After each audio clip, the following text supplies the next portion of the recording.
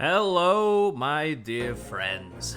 We are here after, well, beaten the main story. We've beaten everything there is to offer in the base game of the Great Ace Attorney Chronicles. Also, the game looks a little loud. I'm gonna turn that down a bit since we're out of the end game. But since we beat the main story basically last time, completed it, loved the hell out of it, I just wanted to, I don't know if it's gonna be a shorter stream. One of my friends said it's still 3 hours of bonus content, but you know. I wanted to sort of look through stuff from the gallery to these, short little extra episodes, and you know, over there, after everything that happened yesterday, I think we deserve a little time to kick back and, just enjoy some funny little bonuses. Also, these costumes, which I accidentally activated one of, before. But now that we're doing some silly, goofy bonus shit, let's do them all. I love them. I don't actually know if these will be activated during the Escapades. I don't know if that's Great Ace Attorney 1 or Great Ace Attorney 2 content. But it says they're only available for use in Great Ace Attorney 2. So, we'll see what happens. I'm hoping they're still active. If not, it's not a deal breaker. But, I feel like we should maybe start with the Escapades, then simmer down with the gallery, then we go into the character ranking, maybe. I think that sounds like a pretty good schedule for tonight. So how about we, let's start over here then. I almost clicked on the gallery first, but we got 8 episodes to go through, and we're gonna hopefully have a good time. Episode 1, in the defendant's antechamber. In the first of 8 escapades, Ryunosuke finds 2 troublemaking witnesses from his earlier trial having a battle of words in the defendant's antechamber, leading to a real tongue lashing. Oh boy. This escapade includes spoilers about the game's first story. It's good that they tell you, which one it spoils for each of them, so you don't accidentally do these before you finish the thing. But, let's jump into it. Bleh.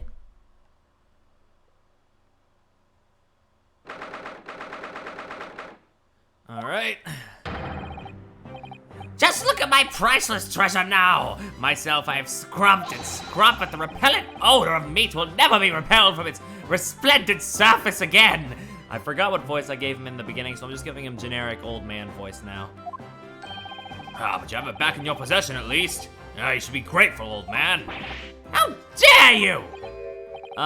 Excuse me, but I'd just like to get that Zabuton cushion there if I could. Rest assured, you miserable military malefactor, this is not over! Incarceration awaits those who would defraud a senior citizen for his priceless treasures! Watch your tongue, old man! Mark my words, I won't— Sorry, Sergeant, but, can I get that cushion there as well? Oh. I won't go to jail! Never! Imagine if I did! The very next day, my boy would starve without the chain of command in place to provide for him. Using the child to protect yourself? Myself, I call that absolute cowardice. Oh, really? You employed the old poor defenseless senior citizen tactic, The old way to fight an enemy who's using underhand tactics is with a tit-for-tat strategy. Sorry to interrupt again, but please, I just need to get to that Western-style cushion there on the sofa. Enough of this insubordination! What do you want, man? Oh, please, don't mind me. My eyes deceive me, or is this the wide-eyed criminal from the trial before? Wide-eyed, perhaps, but criminal, no. What is this unhealthy fascination you exhibit with the seating arrangements of others, Why were you peering under the cushion of this upholstered seat? Oh, well, the thing is, any luck? Did you find it? Ah, Kazuma. Old-fashioned Kazuma. You love to see it. No, sadly not. I don't think it's here, Kazuma. You really are a liability, Ryunosuke. Report! at once! Have you lost something? Is that it? Yes, we were just on our way to a party to celebrate my friend's victory here when I realized that my university pin badge was missing. A university pin badge, you say? Yes, from my collar here, you see? Affirmative. Uniforms must be kept in prime condition at all times. A missing badge is unacceptable. I thought if I looked around, it would probably turn up somewhere. Like the old tale of the Koban coin and the steak. A parable of which I am acutely aware. But I've exhausted my search now, really. The only logical conclusion is that someone must have stolen it. Don't look at me. I just don't find any old metal objects irresistible, you know. Imagine what would happen if little Trooper Ido here swallowed something like that. I'm afraid we'll have to give up, Ryunosuke. Still, if you tell the office your student number, they should be able to issue you with a new one. What's the matter? Don't tell me. Yeah, I don't remember my student number. I don't believe it. I mean, this is the second time you've lost your badge, isn't it? Third, actually. If you didn't think you could remember it, you should have made a note of it somewhere. I told you that until I was blue in the face last time this happened. Yeah, I do seem to remember someone telling me something along those lines. It was you, was it? You can't even remember who told you that you needed to remember it? Well, student numbers are 6 digits, Kazuma. Who could remember 6 whole digits? Yume isn't exactly a long-established university, you know. All our numbers are still rather low. In fact, they only use the last 3 digits. Well, that might help, I suppose. That might help? Ryunosuke, it's only 3 digits you need to remember. Just 3! Sorry, my brain is such a disappointment. Yes, well, anyway, young man, myself, I was greatly impressed with you in the courtroom today. Oh, you mean me? A lawyer already before you even graduated. And such a loyal friend to this. One. This one? What's that supposed to mean? Oh no, I still have much to learn. In fact, that was brought home to me in no uncertain terms only last year. My Achilles heel was spectacularly exposed by my best friend here. Oh, indeed? What? By me? This is the first time I've heard about it. Yes, by Ryunosuke Naruhodo. You can't have forgotten, surely. It was last summer, at the speech contest. The speech contest? Oh, right, that. Contestants had to take to the stage and deliver a public address on any subject they chose. We were competing to give the most compelling and powerful speech. And yours was great. It made a huge impression on the audience. Oh, it's this one I'm thinking of. Well, obviously, since I was a bit of a budding student of law, I was determined to win. And sure enough, one by one, my opposition fell. When I reached the final at last, I came up against you. So you did.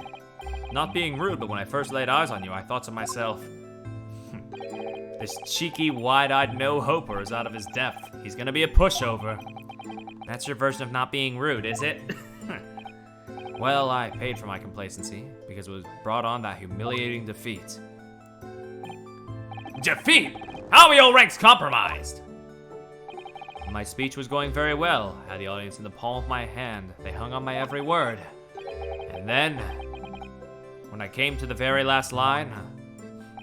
Yes, what happened at the very last line? It was supposed to be a climactic end. Unfortunately, I completely fouled it up. Oh, never! You mean you stumbled on your words? Spectacularly. Even now, I can't believe I ruined it. Well, what did you say, man? Ryunosuke, you'd better say it. I still can't get my tongue around it. Sure, of course. I can still recall it perfectly.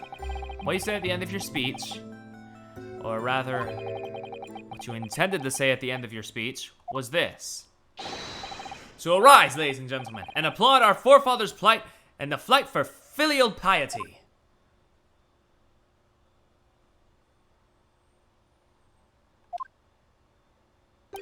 And what went wrong? What indeed? Myself, I see no problem with the pronunciation of these paltry words. In that case, old man, I invite you to say it yourself. Very well then, I shall. So rise, ladies and gentlemen, and applaud our forefathers' plight in the fight for filial piety. It's impossible! The arise, ladies and gentlemen's part I delivered perfectly. But the next part had me floundering for a whole 5 minutes.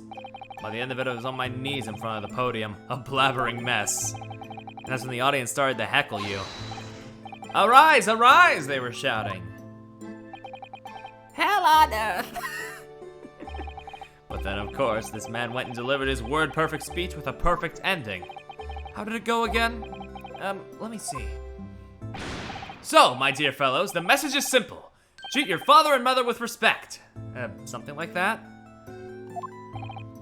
I mean, talk about stating the obvious, but the fact is, I lost to that speech. Tongue-tied is the only way to describe it. Well, it is quite tricky to say, I agree. The final fight for filial piety especially. And ever since that day, I've had this question whirling around in my head. Why did our forefathers choose such an awkward phrase? Was it to mock their children? I mean, it should never have been called filial piety in the first place. Duh! At least you're going to Great Britain soon. It might not come up much there.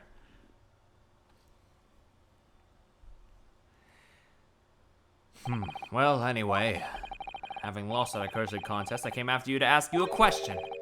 How is it that you never trip up on your words? I inquired. And you just gave me a broad smile and said, speaking fast is my hobby. I mean, really? What kind of hobby is that? Do you think you could take your hand off of your sword? Besides, it's just a way to pass time. You know how it is. After that, you started talking 10 to the dozen, like you were possessed almost. Filial piety is an attitude of respect for parents and ancestors and societies influenced by Confucian thought. Yeah, basically. Basically, Ludoggle. Fuck the noise offsetting machine. How's the gay lawyers? They're just having a time. Honestly, you can't imagine the shock I suffered that day. You really can't. You're right. I really can't. Speaking fast is just the sort of hobby I'd expect a civilian like you to waste his time on. I say, while speaking at a moderately fast pace. Paced. I meant pace. Fuck.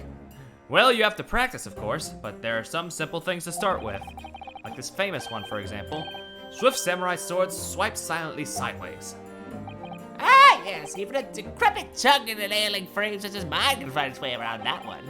I've no doubt. Just a bit of fun, really. I can't imagine anybody would struggle to say it. Isn't that right, Cosima? Clown. Clown on him. Swift swim. Damn, second word. Bottom. A blabbering mess by word 2. It's not just a samurai. Every good soldier needs to be able to handle a sword. That's why I've been busy teaching Ido the finer points of swordplay. Not this wordplay nonsense, Private. Come to think of it, not long after that, we started to attend lectures together, didn't we? And we got into a debate about family values at the sukiyaki place on campus. Do you remember? Yes, your argument was full of jokes and puns and wordplay as usual. I remember it well. Oh, was it? In any case, I swore that I would never let myself forget the shock you gave me back then. And as a symbol of how seriously I took that oath, I decided to wear this, my red Hachimaki headband.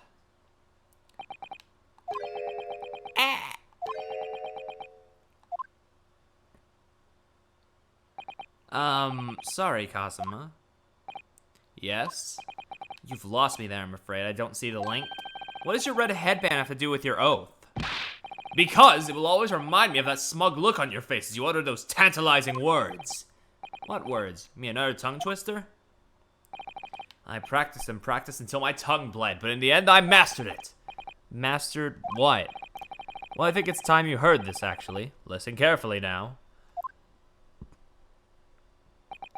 Here goes. Red headband, lead headband, dead headband. There! Word perfect, see?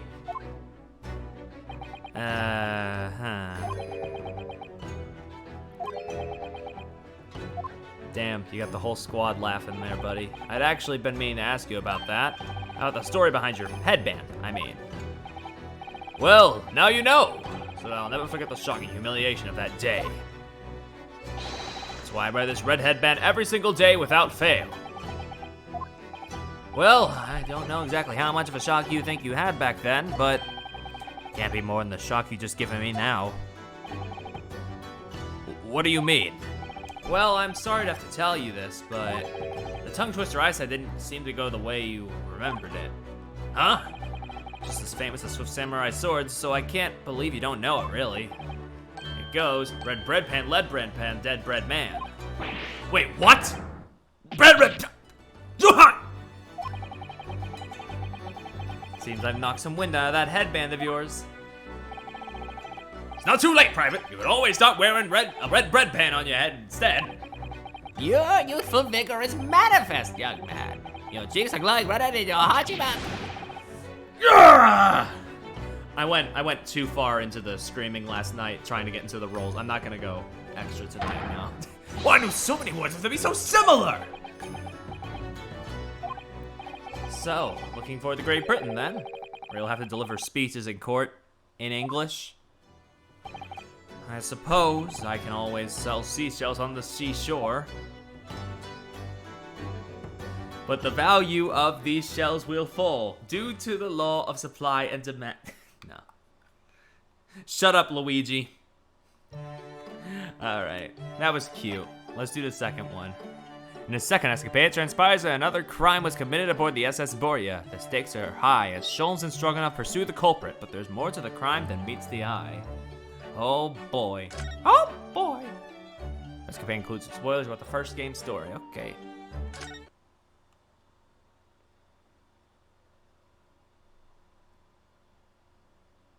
I mean, not that we need to worry about spoilers, we've beaten the game.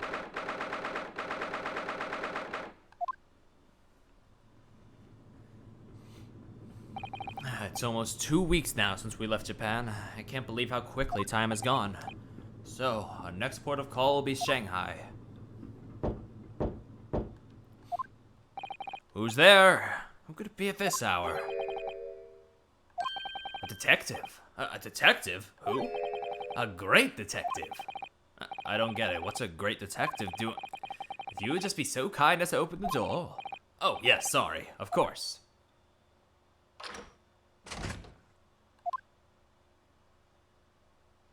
Ah, damn it, yeah. Since it's based on the first game, I guess it makes sense that the costumes I equipped won't show up. Fair enough. Is something wrong, detective? Are you investigating a case? Wherever a great detective goes, great cases occur. Indeed, I am the root of all evil. Sorry? I don't think I want you in my cabin. Under our very noses on this steamship, a terrible theft has just occurred. What? You noticed, I presume, the brief power failure a short while ago. Oh yeah, the power couldn't have been out for more than 10 minutes, though. Indeed, yet that was ample time for this wicked crime to be perpetrated. I see. Well, it's clearly a case that needs investigating. Precisely. The culprit ran away in this direction, down the first-class cabin passageway here. Really? The thief came this way? I'm quite sure of it.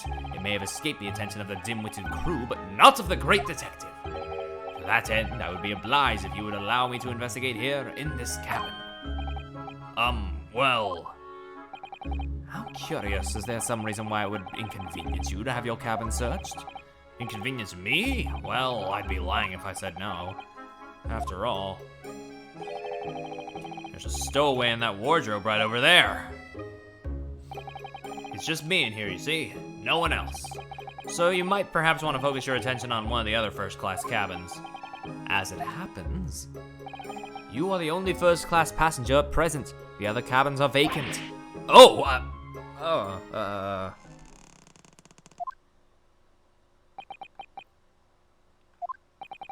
that rather tragic rumbling of the stomach arise from within you, my good fellow? Of course, as I said, I'm the only person in here. It's not long until dinner time now, so perhaps we could do this afterwards. I do apologize, sir, but it is of the first importance that the investigation is not delayed. Now, if you'll excuse me... Wait, where did he go? How did he suddenly move all the way over there? Yes, without a doubt. If the culprit were to be hiding in this cabin, it would have to be inside this wardrobe. I shall need to examine this wardrobe thoroughly. I presume you have no objection. Damn, British people can teleport. Yeah. I'm sorry, but I'm going to have to decline. Really, you won't find any...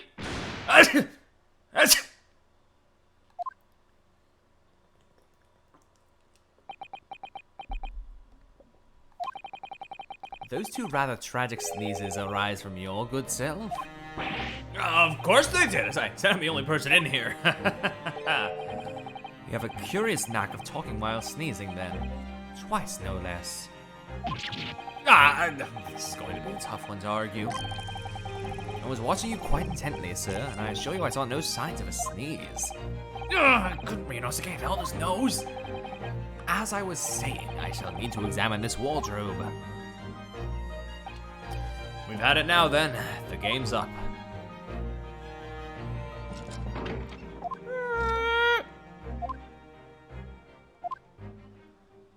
Is he actually, like, is the bit gonna be that he's actually not in there? And what the fuck was going on, really, then? Nobody hiding in there, it seems. Yep. What? You seem surprised. Nope, not at all. Yes, I am. He was in there, for sure. I shut the doors on him myself. More visitors? Who's this now?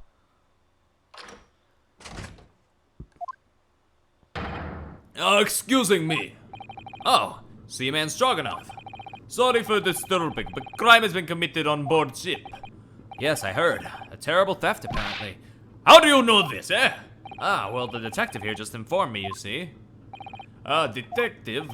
Yes, I assumed you must have asked him to investigate. Detective, could you, What the fuck? Where'd he go? I must ask you to cooperate with investigation into this crime. Fully. Oh, he's glaring at the wardrobe already. Hey, Poke, we're just doing some clowning. We're doing the jokey bonus episodes. Ah! Well done. You found me. What are you doing hiding in my wardrobe? My good man, I was merely assessing the practicality of concealment in such a space. And I would say that, at a push, a human could survive for up to 5 minutes in that cramped space. Ryunosuke's been in there for a...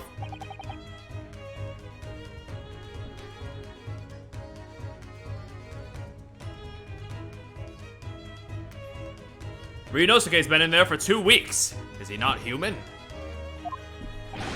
Who are you? Shh, this is the moment of truth. The great detective is about to unveil the sordid details of this wretched crime. You mean to say? What happened so far, in the first episode, there was a bunch of funny little tongue twisters, and in this one, Sholmes is hiding in our wardrobe, apparently, after, apparently Ryunosuke wasn't in there. Perry, that's a word. You can't just be poisoned by everything. Watch me.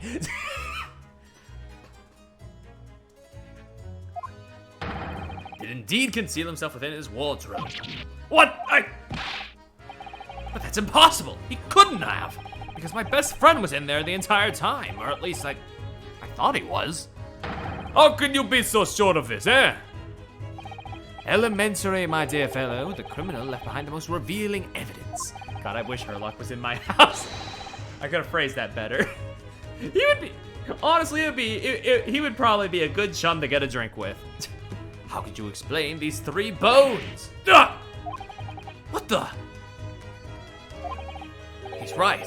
Those gnawed bones in there. And 3 of them. Ah! The criminal has escaped this time, but I will find him and crush him! Can I ask you something, detective? Why, yes, of course. I am always delighted to answer an inquiring mind. In this terrible theft, what exactly was stolen? Aha, what else? But some steaks on the rib bone. Meat on the bone, some might say. Huh? Did you say steaks on the rib bone? For this evening's dinner, 3 rib steaks were stolen from kitchen only a short time ago. There were malfunction with generator and ship was out without lights for 10 minutes. Chef who saw criminals said that he ran away down the first class passageway. And now I am on his tail! I'm afraid to say, dear fellow, that your man is no longer in this cabin. But how? Through the cabin door, no less. Having devoured the hole in this wardrobe, the culprit discarded the bones and concealed himself behind the cabin door as you came inside. Then, when attention was turned to the wardrobe, he seized his chance to escape through the open door. What? Make haste, my good man. After the culprit. I shall follow presently. Something troubles you, sir? I think maybe criminal is not running away at all. What are you suggesting? Now I know where the dog is buried, Mr. Asogi. Me? Da! When I think you are a culprit, everything is falling in places. The criminal disappeared in the first class passageway. The bones in the wardrobe. All clues are pointing their fingers at you. Don't be ridiculous. I would never. Yes, of course. I established at once that you couldn't be the perpetrator of this crime. You did? Why? How are you so sure? My dear fellow, there are but 2 things in this world on which one can rely with total certainty. What 2 things, eh? The first is the word of a great detective, and the second... The second is the tragic rumbling of an empty belly, which for some reason sounds a lot like a door creaking, but let's not worry about that. Not again! When I first entered this cabin, there did arise in the gentleman a belly rumbling so odiously tragic that confirmed beyond all doubt that the man had not eaten a single rib steak in some time, let alone 3. Why do I have to suffer this humiliation when I've done nothing wrong? Curses! I will catch this thief. He cannot have gone far. Indeed, assuming he decided against a post-meal constitutional swim. Well, if you will excuse me now, my apologies for upsetting your evening. Whoosh. Detective! One moment, please. How'd Ryu eat 3 whole steaks? I don't know. He hungry boy. Yes? That was a most remarkable deduction. Perhaps you'd be kind enough to tell me your name. I quite slipped my mind. You have been talking with the one and only Herlock Sholmes. I see. Well, I'm Cosmo Asogi. I'm a student on my way to Great Britain. Pleased to make your acquaintance, Mr. Asogi. Oh, and before I forget. Yes? I feel I should warn you. Live cargo is strictly forbidden on this vessel. So you would do well to conceal the stowaway currently lying low under your bed as carefully as possible. Ah! He fucking knew the whole time. Under the bed? I bid you farewell then, Mr. Asogi. He's uncovered our secret! I suppose I should have expected nothing less of a great detective. Ryu, get your gay ass out from under that bed, I swear to God. Now then. When did you move in under the bed? I thought we'd had it when he opened the wardrobe door. Well, it was thanks to that split-second chance you engineered. That I what? You distracted him for a moment, remember? You suggested that he investigate the other cabins instead. Oh yes, he turned to look towards the corridor, didn't he? Well, I couldn't see what he was doing, of course, but I thought to myself, it's now or never! And the next thing I knew, I was under the bed. You really know how to give me a scare, don't you? Anyway, what's all this about the rib steaks, eh? Sorry about that. I've just been so hungry. Ever since we left Japan, stuck in that tiny wardrobe. Well, you should know, you've been splitting all your meals with me. You must be starving too, surely. Yeah, right on cue. There was that power cut before, wasn't there? For about 10 minutes. So it was then. I caught a whiff of the most delicious smell. And I thought to myself, it's now or never. The next thing I knew, I had the steak in my hands. This man just can't help getting himself into trouble. Well, all right, you were hungry, but 3 steaks? Thanks to you, 3 crewmen are going to go without tonight, I think. Or I imagine. No, it was just the one. What? I don't know if it's strange that Ryu is still in 3/4 pose, or I should be grateful that front-facing Naruhodo doesn't exist. Yeah, I was going to point that out, but honestly, I think front-facing Naruhodo would be kind of cursed right now. I only took 1 rib steak from the kitchen, that's all. But I don't understand. He exists somewhere. Oh God. In 3D model form or in art form? Because we're still going to look at the art after the escapades. Hey, I'm not that selfish. If I'd stolen the steaks, I'd at least toss one your way. I'm not your pet dog. Well, in that case, who stole the other 2? All 3? Good. Do you think... Could there be a ghost on board? Meat-loving ghost? There can only have been a single bone in the wardrobe when Ryunosuke moved the hide under the bed. Which means that the other 2 bones could have only been in there by one very flesh and blood person.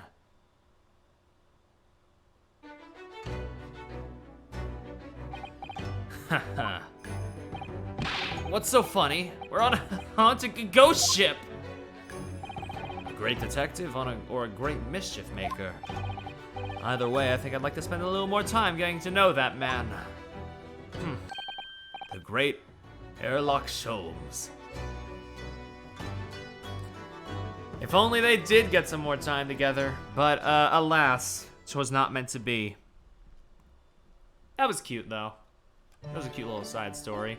All right, let's check out. Oh, what do you mean account problem? Shut up, computer. All right, episode 3 at the British Supreme Court. This escapade takes place as Ryunosuke and Sasato visit Lord Strongheart to report on the outcome of Mr. Natsume's trial. They find the flustered Inspector Gregson attempting to solve a very taxing problem before his time runs out. Oh, it's gonna, you know, it's the Fulbright thing all over again. It's going to be so weird, like, seeing Strongheart after knowing everything he does. God. Well, here we are again. Every time we visit here, the atmosphere in this place seems to get more and more overbearing. Although the difference between the Fulbright and the Strongheart situation is I have no fucking infatuation with the latter. Infatuation was the wrong word. I didn't really love Fulbright either. I just thought he was a good man. But you know, I blanked on the word. Every time we visit here, the atmosphere seems to get more overbearing. Just think, we could be at home with Mr. Sholmes and Iris having a nice, cozy breakfast. But we have a duty to report the outcome of the case, especially since we're guests here in Britain. So I'm afraid... Shit, I skipped it. So I'm afraid this visit couldn't have been avoided. I suppose not, but is there even anyone here? You could hear a pin drop in this place. It's too solemn for its own good. It is very quiet, isn't it? The only sound is the ticking of the great clock as it keeps perfect time. Tick, tock, tick, tock, tick, tock. Pitter patter, pitter patter, pitter patter. Oh shit. Oh, what was that, I wonder? The usual comforting sound of the clock seems to have been joined by a less comforting shuffling sound today. Why do I hear clapping? You're right, something's disturbing the rhythmical ticking. Sounds rather like an unfit middle-aged man running from pillar to post, clumsily. Who are you calling unfit, eh? Greggy, oh my god, it's so nice seeing him alive. Nothing bad ever happens to him. Absolutely not. Inspector Gregson, what are you doing here? What am I Isn't it flaming obvious? 58 seconds remaining, Inspector. Ah! We have to talk later, sunshine. What's he making him do? Run a marathon? Good morning, Lord Strongheart. Wow, he's really looking fiercely at his pocket watch today. God, I fucking get a boner for clocks. Anyway, good morning to you. Busyness so early in the day. Oh, yes. Well, I mean, it's about the other day. Yeah, We are to deliver our report, Lord Strongheart, as our dealings with Mr. Natsume are now over. Yes, the little Japanese man. I've already cast my eyes over Van Zeek's report. Oh God! Oh, I'm gonna die. I must say the outcome surprised me. I thank you for a job well done. You are too kind, my lord. It's not here, it's not there, it's not over there either. I hope you don't mind me asking, but what exactly is the inspector doing? He's been herring around between the bookshelves, looking beside himself with worry. He's looking for a particular work, The Lion's Pride. Now there's an all too familiar title. I'd heard it was a popular tale, so I obtained a copy from the rental library. However, it wasn't able to maintain my interest, so I soon cast it aside. Happened to notice a vacant spot on one of my shelves at the time, so I duly stowed the book there. Unfortunately, I no longer remember where that was. Nope, not there, not here either. Oh, come on, where are you lying hiding? The book is due back today, so I've asked Gregson to locate it for me with his investigative prowess. Inside 5 minutes. I must say I've never seen anyone working so hard to find something. He's like a man possessed. Ah, yes, that's because his month's salary is staked upon the outcome. At whose instigation? Let me guess, this stony-faced lord. And the 5-minute time limit? What's the significance of that? There is none. Just my vulgar, mischievous spirit showing itself, I'm afraid. Oh, you fucking scamp. Oh, by your own admission.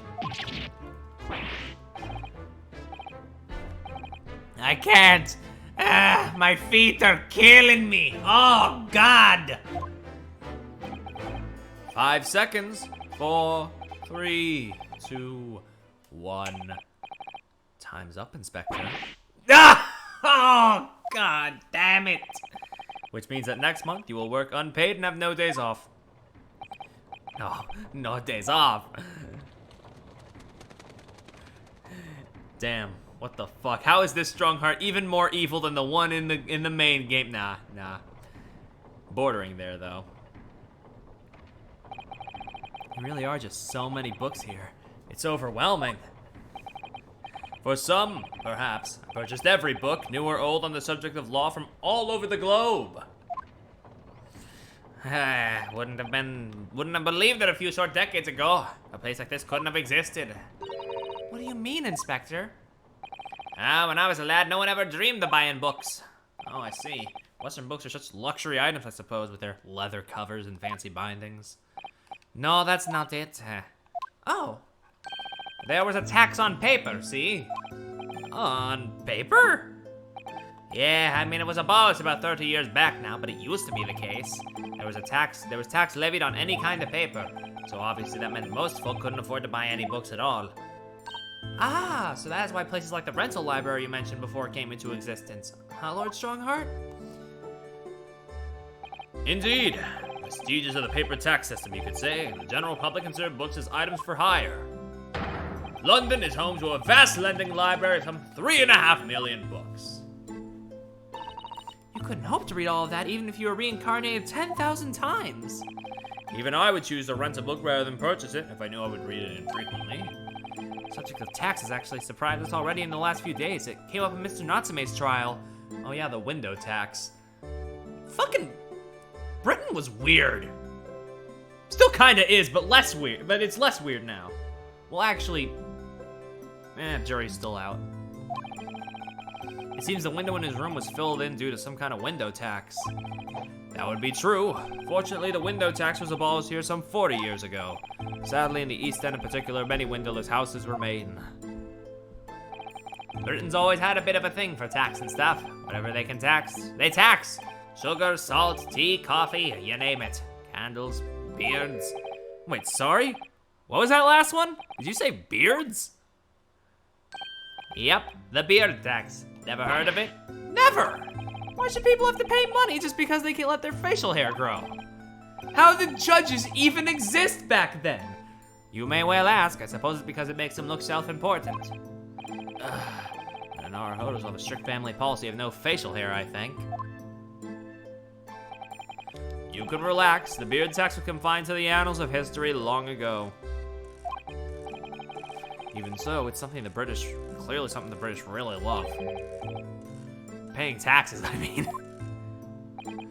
Paying them. You got that back to front, sunshine. You can't deny you've had a lot of funny taxes over the years. Never find anything like that in Japan. Would you, Mrs. Sato? An actual fact. I'm afraid to say that you would, Mr. Naruhodo. What? No. You don't mean... Surely there's never been a window tax in Japan. No, but there have been similarly obscure taxes.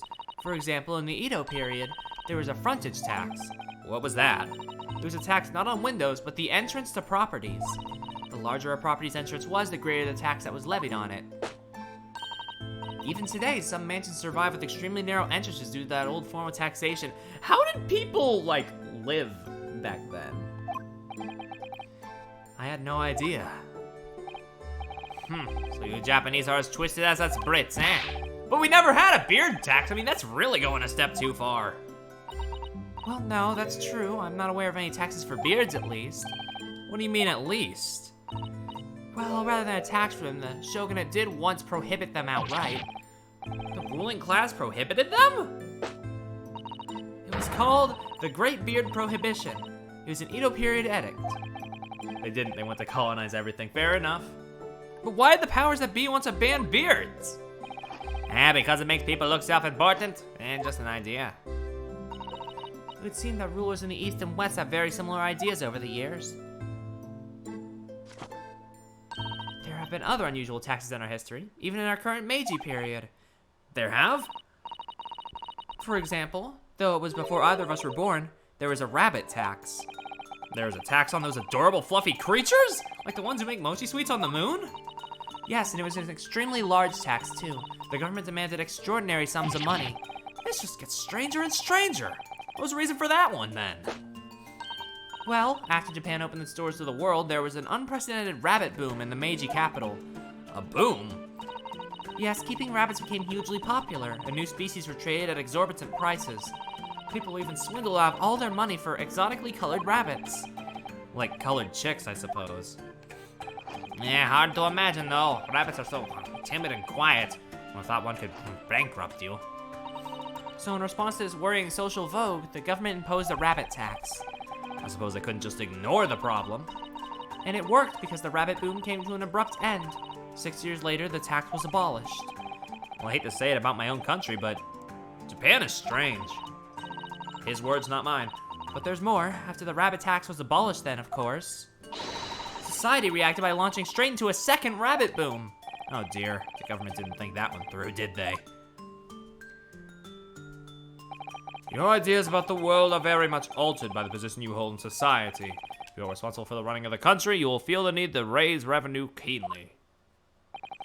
Without a stable taxation system, the whole country would go down the drain. Well, I guess, but some of those taxes...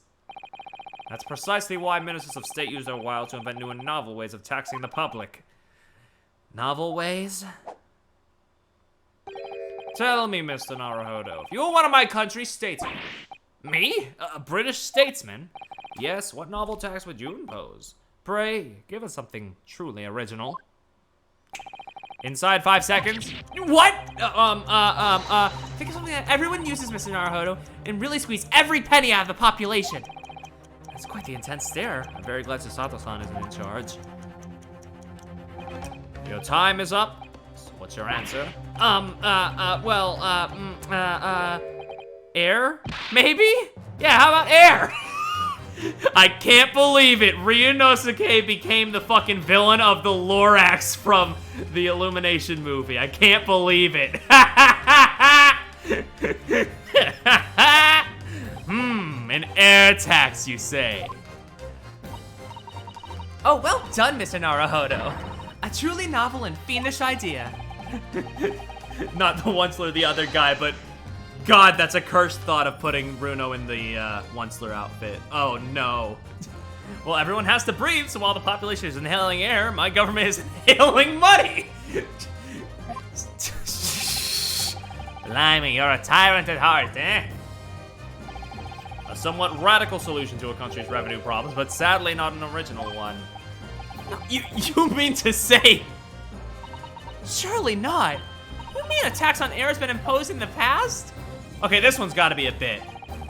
It was the last century. The finance minister of our neighbor France proposed it. What? If I ever go for a visit, I'm holding my breath. Unsurprisingly, it was strongly opposed by the public and soon scrapped. The minister didn't last long either. Oh dear. Although clearly that would have been an untenable situation. The public at large are a force to be reckoned with. Don't I know it? How about you, Inspector? What new tax would you impose? Let me see. My first thought was a tax on objections. Sorry. Been hearing far too many of them recently in court. There's a particular lawyer I have in mind as it happens. I think an objection tax could be very handy. Good to see you don't allow your personal feuds to influence your work in public office. I reckon 5 pence for every objection raised would be about right, eh? A most amusing proposal, Gregson. Gregson didn't really hate us in the main game, though. I don't know where this venom's coming from. He was just kind of around. Did he have venom towards us that I just never picked up on because I was like, I don't know, enjoying his company? A most unamusing proposal, my lord. God, I mean, but man, shit, damn, boys. Gregson never loved us. Okay, fair. Well, then I think it's your turn now. Sorry, my turn for what? What? Why, what else? To locate my missing copy of The Lion's Pride. Oh, it's on one of the shelves of this room. Of that I am certain. And I shall give you 10 minutes. Damn, that's double what you gave Gregson, bitch. And let's take your student stipend on it. Fail to find this book and you forfeit next month's payment. Objection! Your time starts now. Oh, and one more thing. I believe you just said the word objection. Kindly leave your 5 pence over there before you begin combing the shelves. This tax is gonna be the death of me. God, if that tax was canon, we would have never made it through the final case. God damn it. Or really any case. That one was fun. In Sholmes' suite. The fourth escapade unfolds one morning on Baker Street when Iris has prepared breakfast for everyone as usual. But Ryunosuke wakes to find an envelope under his door containing a death threat. Who on earth could have put it there and why? Well, this shit escalated quickly.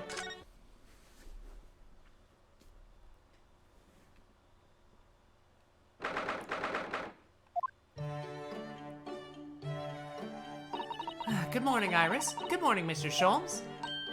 Oh, morning, Susie. I'll get breakfast on the table for us all.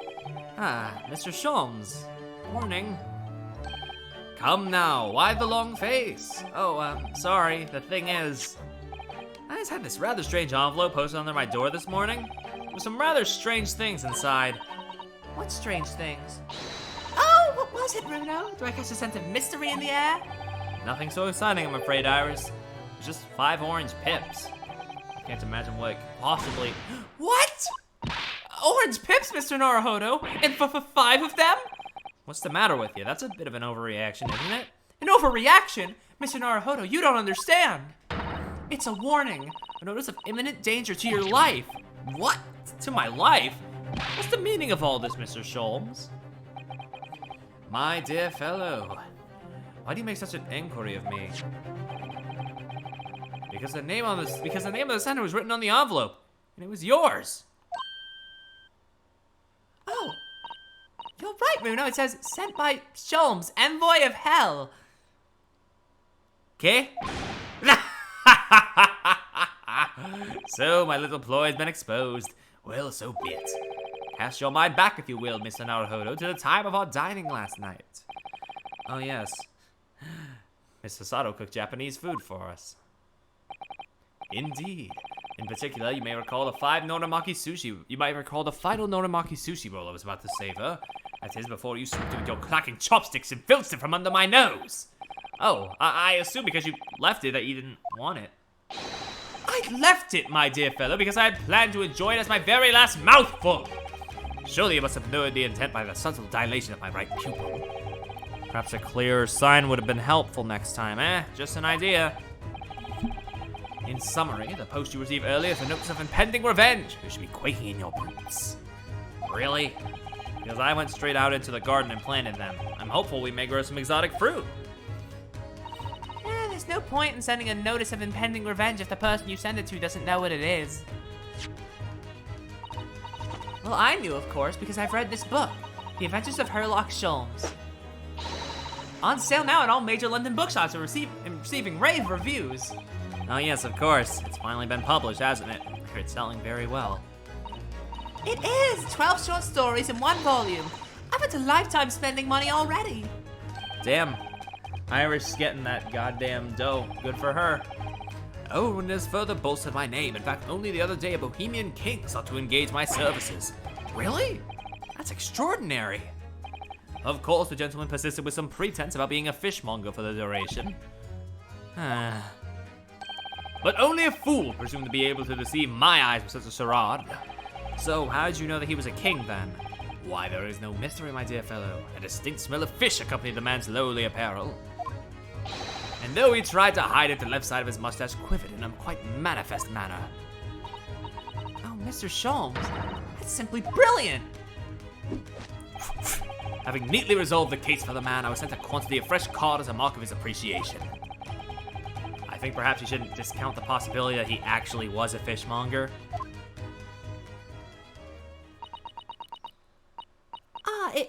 Is that... Can anyone else smell burning? Oh yeah, you're right. And look, smoke! I think maybe... Fire! There's a fire, everyone! Really? A fire? Well, yeah, in the fireplace. We must leave all at once. Everyone out of the building. No, wait, I have to go back to my room first. Are you deranged? If you're not asphyxiated by the smoke, the flames will burn you to death. My Daruma doll, I can't let my Daruma burn. It means too much. Ah, drat. Sorry, but I'm gonna make a dash for it upstairs. Oh, Bruno, you're so funny. There's no time for jokes, Iris. Go quickly, get out of here. But there is no fire. Is there, Hurley? What? Ah, what a delight to see that ploy enacted in the flesh. I wouldn't have dared to dream I should be so lucky. Mr. Sato, what the fuck is going on? Indeed, it was a ploy, a prank, if you will, a devilment engineered by my buckish spirit. It was all a trick, but why? It is a simple experiment of the mind, Mr. Naruhodo, when life is threatened. A fellow is compelled instinctively to protect that property to which he attaches his magic importance. And after your own life ruin, the most important thing to you seems to be your Daruma doll. Let's not dwell on that, shall we, Iris? So you knew all along, Mr. Sato, that it was a trick? Yes, of course. I do a little trolling myself. The very ploys described in this book. The Adventures of Sherlock Sholmes. On sale now in all London major bookshops and receiving rave reviews. Not again. How much is she getting paid for this? I've used that device quite satisfactorily in the past to solve a case. Oh yeah, it was a great success, wasn't it? Then it became something of a habit, didn't it? You started yelling fire at every crime scene. In the end, people started to pay no attention to you at all. Yes, that's true. There was a time when I was known as the Sholmes who cried wolf. I think there's a lesson to be learned in there somewhere. But sadly, my little ploy failed to yield results this time. Iris was utterly unmoved. What do you mean? Well, I was anticipating that Iris would immediately expose her secret hiding place. Location of the nest egg she must have catched somewhere in this room. Nest egg? You think Iris has some secret savings? Why, naturally, the book is selling like hotcakes after all. A simple deduction indeed to conclude that the profits must be concealed here within these walls. Oh, Mr. Sholmes, are you in need of money? Oh, I bet I know what it is. It's that new microscope that's gone on sale, isn't it, Hurley? What else? I have such a strong desire to own one, yet my purse is £1 too light. And as no offer of a loan has been forthcoming, I've been forced to resort to an alternative stratagem.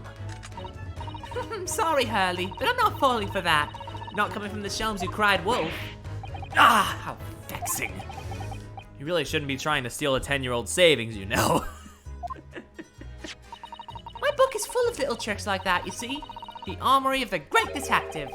Except in this case, both the orange pips and the fake fire fell a little flat, didn't they?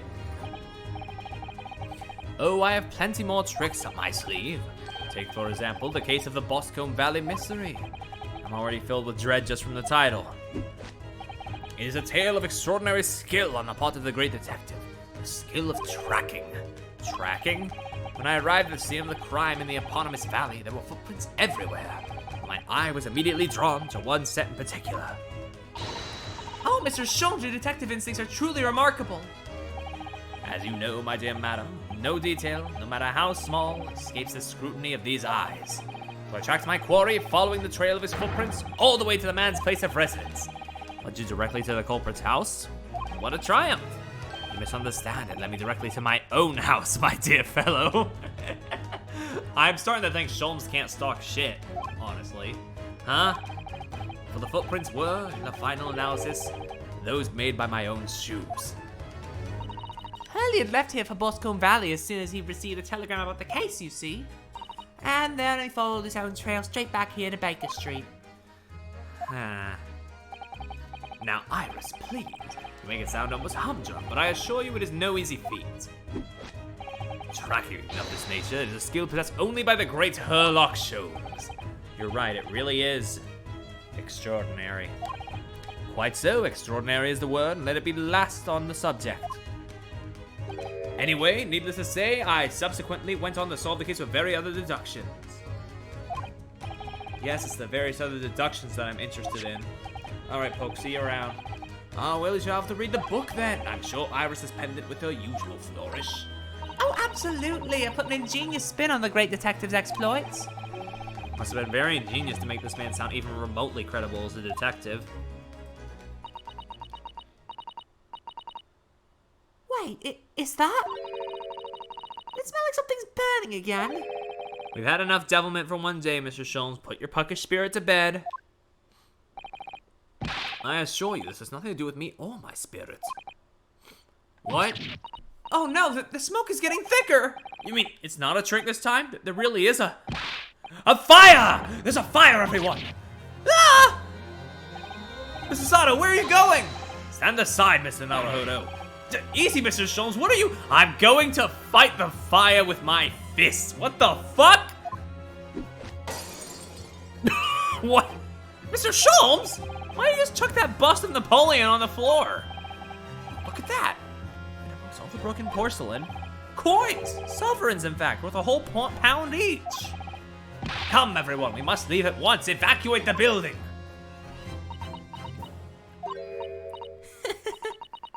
Fell for it, Hurley. Hook, line, and sinker. Wait, you mean Iris? I certainly wouldn't have guessed that's where you'd hidden it. Do you mean to say this smoke was... My own puckish spirits that come out and play sometimes too, you know. What? Of course, I know what it is, Iris. It's that indoor herb garden that went on sale last week, isn't it? That's what you're after. I want so desperately, but I'm £4 short. You know you told me you didn't have any money to spare before. I knew you had a secret nest egg somewhere in this room. Duh! You've outwitted me again. You really shouldn't let yourself be outwitted by a 10-year-old child, you know. So thank you for the loan, Hurley. Oh, but wait. What's the matter? Where's Susie? She disappeared. Oh yeah, that's right. She ran up to the stairs before, didn't she?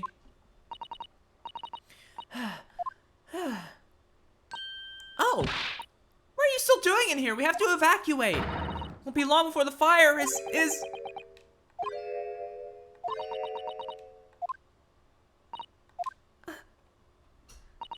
Sorry, Susie.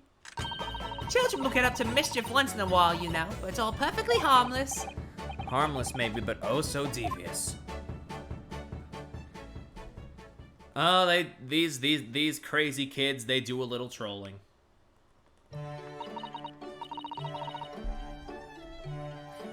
Oh well, at least nobody was hurt. Apart from Napoleon and my secret hoard. Now tell us, Mr. Sato, what is it that you went so fleet-footedly to fetch? Sorry? Oh, no, nothing. This is just... no, this is nothing. Susie, that's your notebook detailing all of Bruno's trials, isn't it? It's bulging at the seams. What? Ah, testament to the various people you've helped over the past months. Mr. Sato, Well, I am your judicial assistant after all. I would do anything to ensure the safety of these records, even risk my life if necessary. I mean, it's very important to me. It's like a diary of everything we've achieved together. Aww. I'm getting all teary-eyed now. Yes, in stark contrast to a certain someone who fetched his Daruma doll, I must say. Ah, let it go, Sholmesy.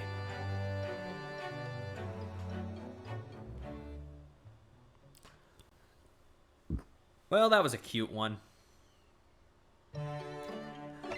At the legal consultancy, an escapade in Naruhodo's legal consultancy, where Susato appears to be rather irritated because it seems Ryunosuke has been buying a bit too much bric-a-brac, and now the whole place is brimming with things they don't need. His latest purchase has really rocked the boat with Iris and Susato. Oh boy.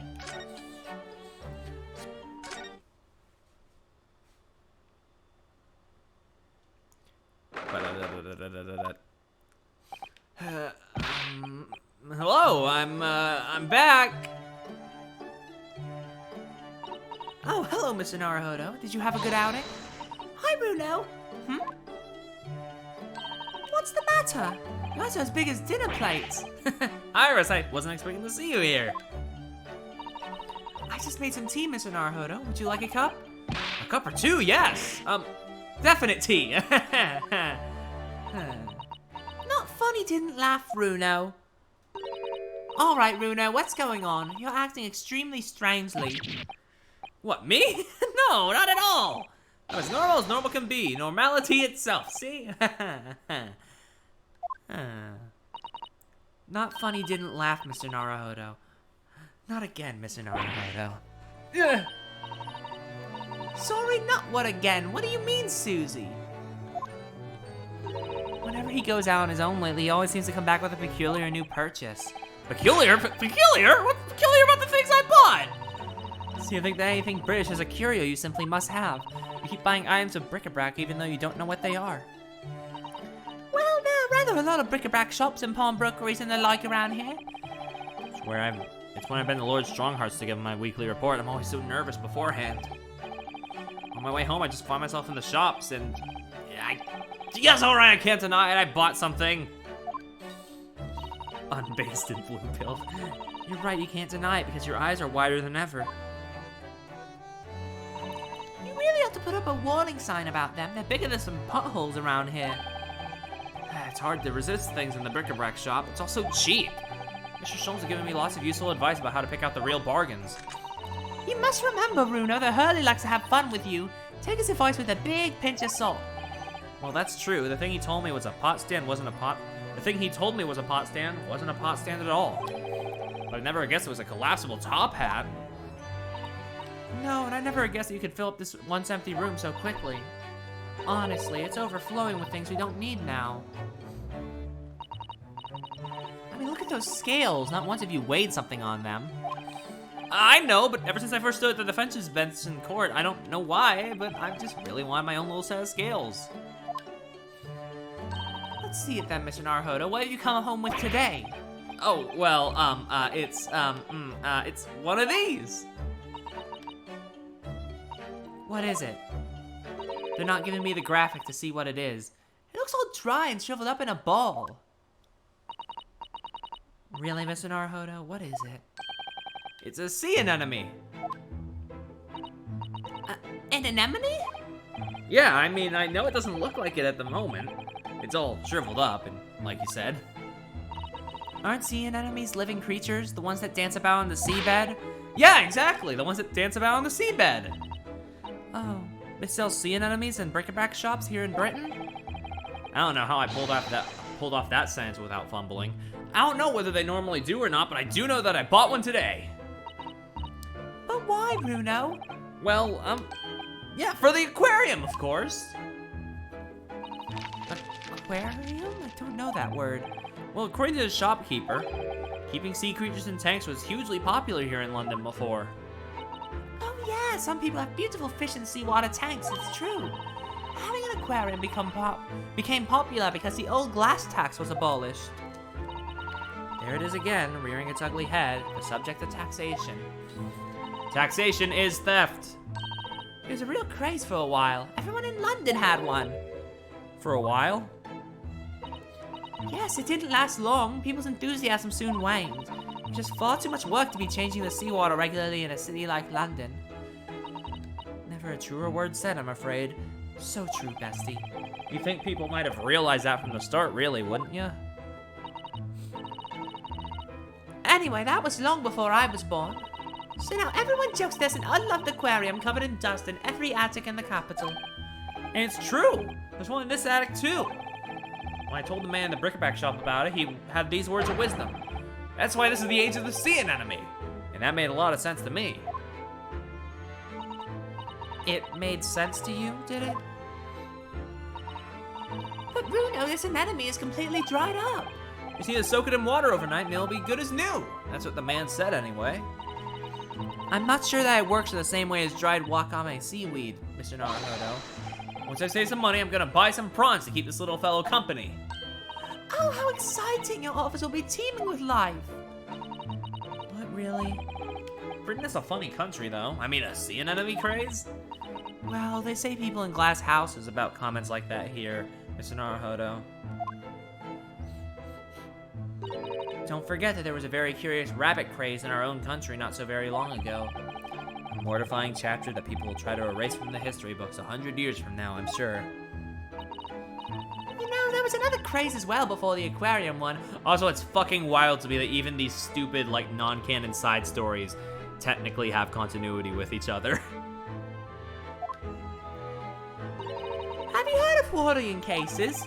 Wardy what now? No, I've definitely never heard of them.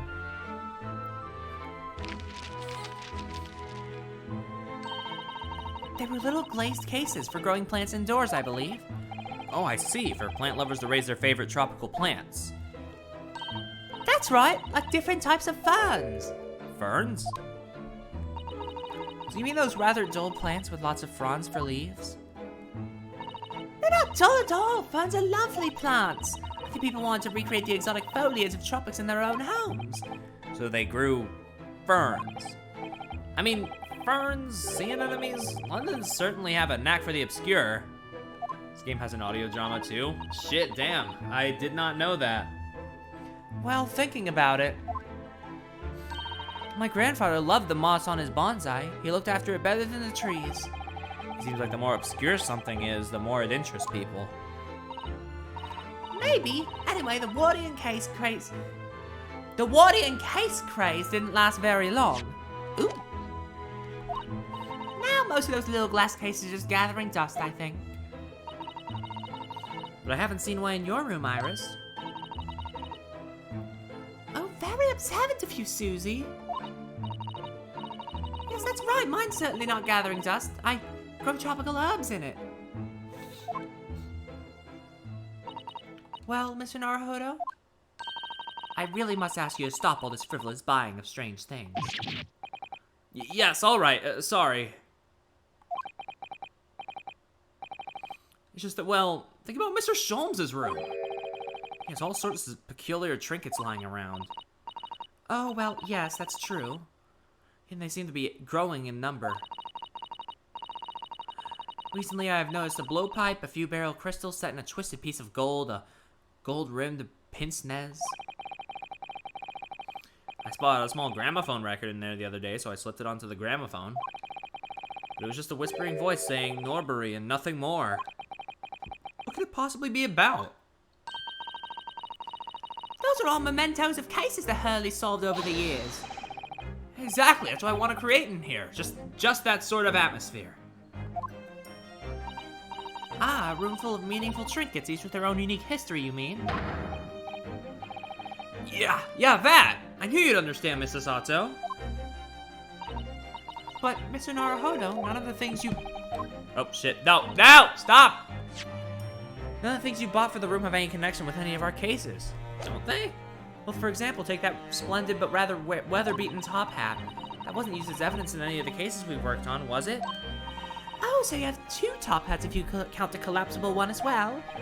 No, the collapsible one is a pot stand, as far as I'm concerned, anyway. Well, the other day when we were in court, they were everywhere, weren't they? Top hats, I mean. Well, here in Britain, of course, they're the mark of a true gentleman, so that's hardly surprising. If a man isn't wearing a top hat when he ventures outdoors, he'll be looked down upon. Gosh, it has very strict rules, doesn't it? The English Gentleman's Code. I've been wondering how I'd look in a top hat recently. After all, my university uniform is black as well, so I think it would be very in keeping. Oh, what a good idea! Go on then, Runo, try it on.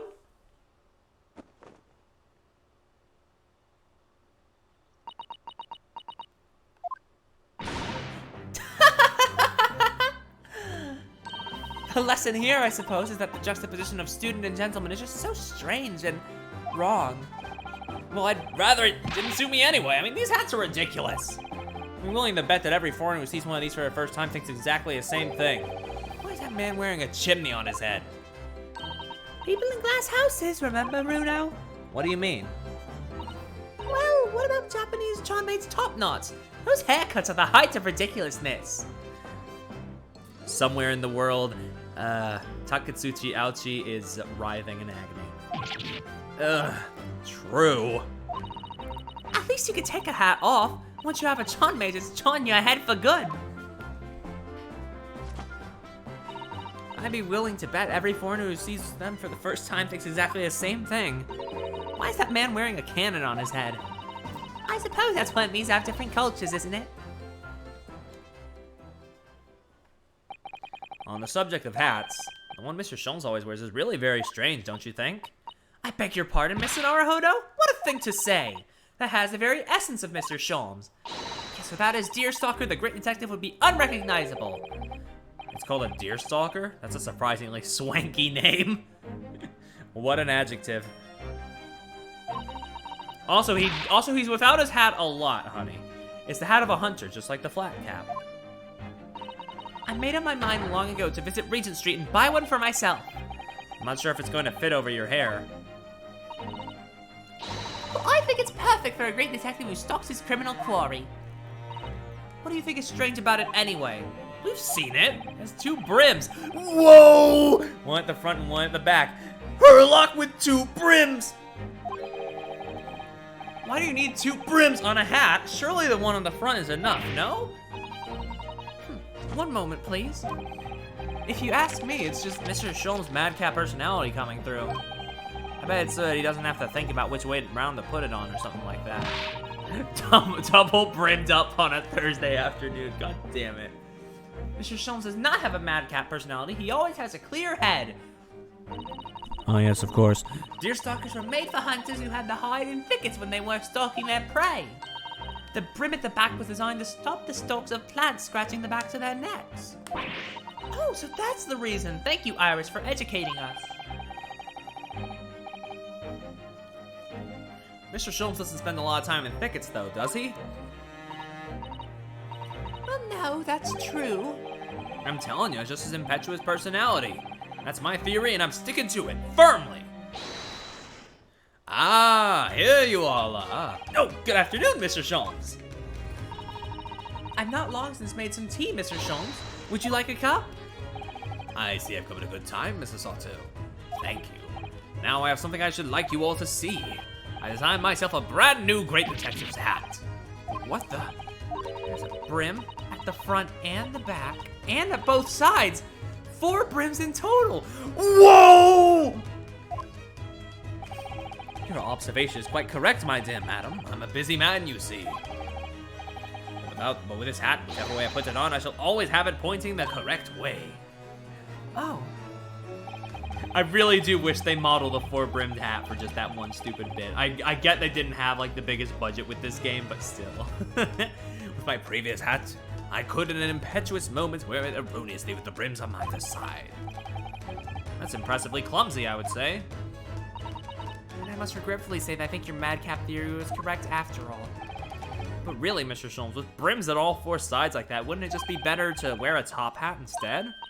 Oh yes, Yes, and now if you put it on, you have a brim all around. What? So true, bestie. How can I have been blinkered to this fact until now? Well, fortunately, I happen to have two top hats here. If you just lift the pot off of it, you're welcome to try that one there. Indeed I shall, my good fellow. Much obliged.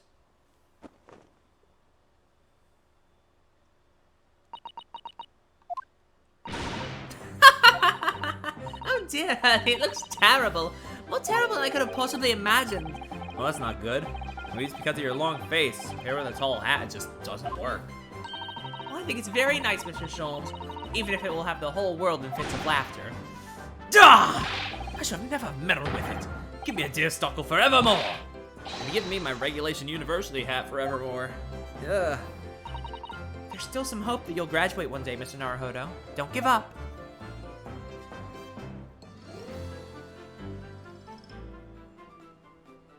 Well, that one was nice and goofy. Oh boy, I think I read the name ahead of time. Mr. Natsume's room. Oh boy, I'm gonna be honest. I have missed Natsume. he's such a lad. In this escapade, Mr. Natsume's room is revealed that the Japanese scholar was once a teacher of English. He has much to say on the cultural differences between Japan and Britain, as well as on sentimentality, Shakespeare, and cycling. Oh boy, let's go.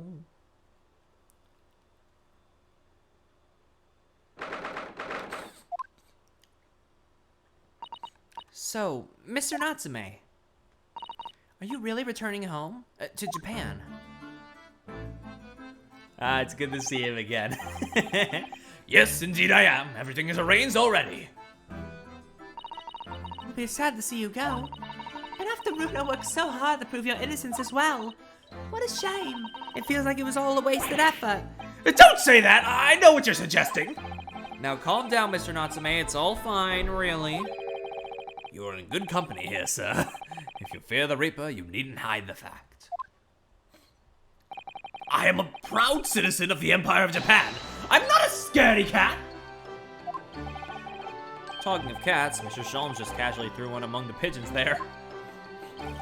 A man like me belongs in Japan, not here. That's what I've come to realize. I wonder, a mustache such as yours is eminently suited to London, I would say.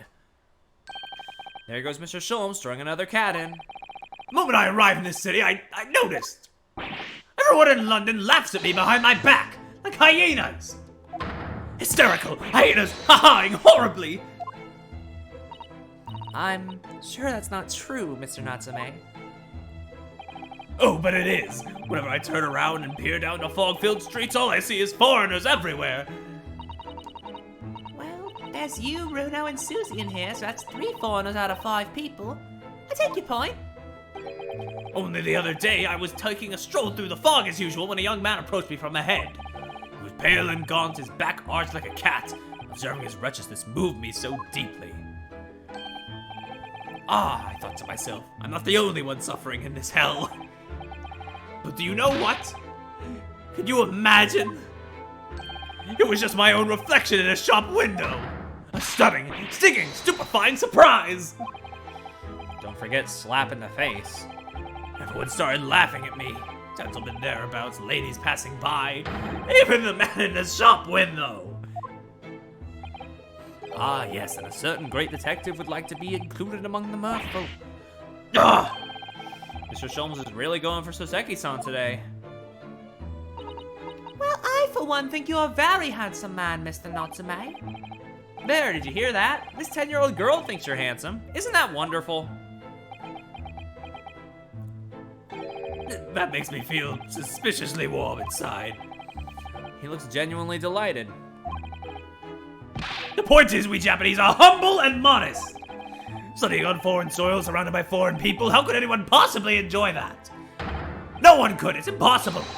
If you're a genuine Japanese. If you say so. Actually, it would appear that there is someone. A Japanese man who studied in a foreign country and seems to have thrived on the experience. There is?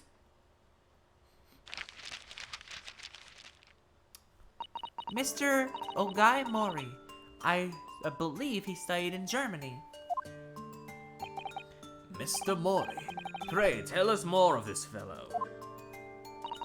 Well, today he's a very successful author in Japan. Oh, I've heard of him. He's a professor who wrote Maihime, isn't he? Maihime? I suppose in English the title would be Dancing Queen, maybe. Oh, I see. A tale of a woman who waltzed her way through the world, perhaps. You really needn't make up a silly translation, you know. It's already officially called The Dancing Girl in English. Why'd I almost say Japanese? What the fuck is wrong with me? It seems Mr. Mori greatly enjoyed his time in Germany. He became close with a local lady while he was there. Close, you say, with a local lady? The compatriots' criminally contradictory conduct! Well, I suppose your experience of studying abroad depends. As they say, Many men, many minds! Mr. Mori has an open mind, Mr. Natsume, a closed one. Possibly a slightly black and white view, do you think, Mr. Sholmes? Well, anyway. If that's how you feel about being abroad, why did you choose to study here? Wasn't it to further our nation's understanding of the English language or something? Yes, that's right. So what were you doing in Japan before you came to Great Britain then? I was a school teacher, of English, of course. A bit cursory, perhaps. I've managed to discover some information about Mr. Natsume's teaching days. That's just a little outside the field of law, isn't it, Mrs. Sato? Well, let me pose you a question, Mr. Naruhodo. If you had to translate the English phrase I love you into Japanese, what would it become? That's easy. Aishiteru, or tsukidesu. Wrong, according to Mr. Natsume's teachings, at least. What? Would you like to explain, Mr. Natsume? Yes, of course. Your research was very thorough. I used to always tell my students that we Japanese don't express ourselves that way. Rather, we might say, Suki ga kirei desu ne. My dear Mr. Natsume, I must interject. Suki ka kirei desu ne would translate as the moon is beautiful, isn't it? I know that! The point is that we Japanese are reticent when it comes to expressing our emotions. Also, I believe that line was a reference to another book that the real-life Soseki Natsume made, if I'm remembering my Soseki Natsume research correctly. We prefer to show our feelings of adoration, our Suki, by appreciating the beauty of the moon, the Suki. Ah, using the Suki to express Suki. It's an amusing play on words, I see. No, or in language you might understand better, bad souls. It's not a play on words, it's subtle, it's humble, it's fleeting and beautiful, it's art! Isn't it just being shy? Ah, my dear fellow, the foreign dancing girl will forever be out of your reach with such an attitude. Imagine how the great Mr. Mori would act. He would win the lady's heart in a flash with a well-placed and unrestrained I love you. That smooth Mr. Mori might just live in his shadow forever. Just what sort of man is he in that imagination of yours, eh? The fact is, I just can't settle in this foggy London town with all its foreign inhabitants. I've lost count of the number of different lodgings I tried before I found myself here. As it happens, I even lived on Baker Street at one time. No, really? A Sow scholar lives near there, a man by the name of William James Craig. His knowledge of Sow is unsurpassed. He's been a great inspiration to me over the... Forgive the interruption, but am I supposed to be familiar with this Sao of which you speak? It's Shakespeare, of course, Shakespeare! But in Japanese, we write it as Sa and O. It's a phonetic response using the kanji characters, and now English is Igiritsu and America is America. Come to think of it, we use the same character as Ri in one word and Risu in another. Talk about confusing.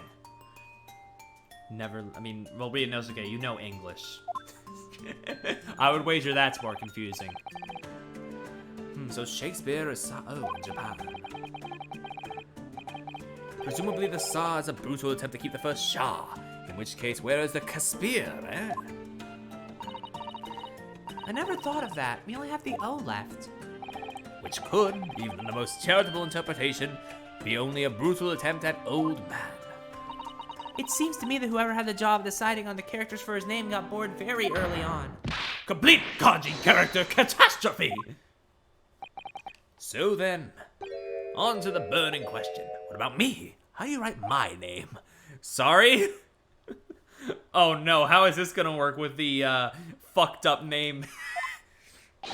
Herlock Sholmes, my dear fellow. There must be Japanese characters for my name. Oh dear, I am so sorry, Mr. Sholmes, but none exist that I am aware of. What? I'm revealing nothing to you Japanese! In that case, it is a matter of paramount importance. You must construct my name in kanji at once. Oh, we could just use a kanji as pronounced so to start with, and use one more to give, so, perhaps? I think that would be about right, Mr. Sholmes. But that's almost the same name as Sao, isn't it? Yes, you employed the dreaded O! I don't want people to confuse me with an old man who died centuries ago. I'm sure the world's greatest literary figure would rather not be confused with you either. Damn, get his ass. Well, the world's greatest detective is still youthful and full of vigor. So, how about so handsome? Yes, that sounds wonderful. I'm sure everyone will be calling you that 100 years from now. Of course. Yes, of course. How can she say that with a straight face? What about me then, Iris? Perhaps Ahibe, since the second character doesn't seem to matter? Ahibe? Oh yes, Princess of Love. That's an adorable name for you, Iris. Stop, please, with a name like that! Mr. Mori is likely to interrupt at any moment and rashly declare I love you! This Mori-san's become quite a character in Soseki-san's mind. And you, Mr. Naruhodo, might I venture, Kurobozu was a fitting name for you, as in the Dark Monk. Oh, that's very good. It describes you perfectly, Runo. So you think I'll be wearing this black varsity uniform for the rest of my days, do you? Mr. Naruhodo already has a Japanese name. I don't believe he needs another. Well, anyway, we were talking about your life here in London, weren't we, Mr. Natsume? You should get out and have fun. The landlady said as much to me too. Mrs. Garrideb? But it wasn't fun at all. It was frightful. Whatever do you mean? A cycle incident! An incident on a bicycle? Oh yes, come to think of it.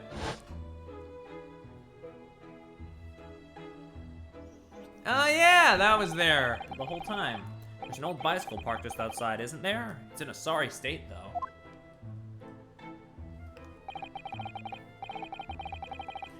I tried to say no to her, but she insisted I took her for a ride. Perhaps my pronunciation was wrong. So I took my life in my hands and attempted to ride the steel spiderwebbed stallion to a nearby park. I really don't think there's anything wrong with your pronunciation, Mr. Natsume. Joan Garrideb just isn't the kind of woman to take no for an answer. If you're going to die, you might as well die in beautiful surroundings, so the park was my first thought. After a whole day of dicing with death, I emerged with only relatively minor bruises. So you got the knack of it? Don't be silly! Dying isn't something you can learn to do.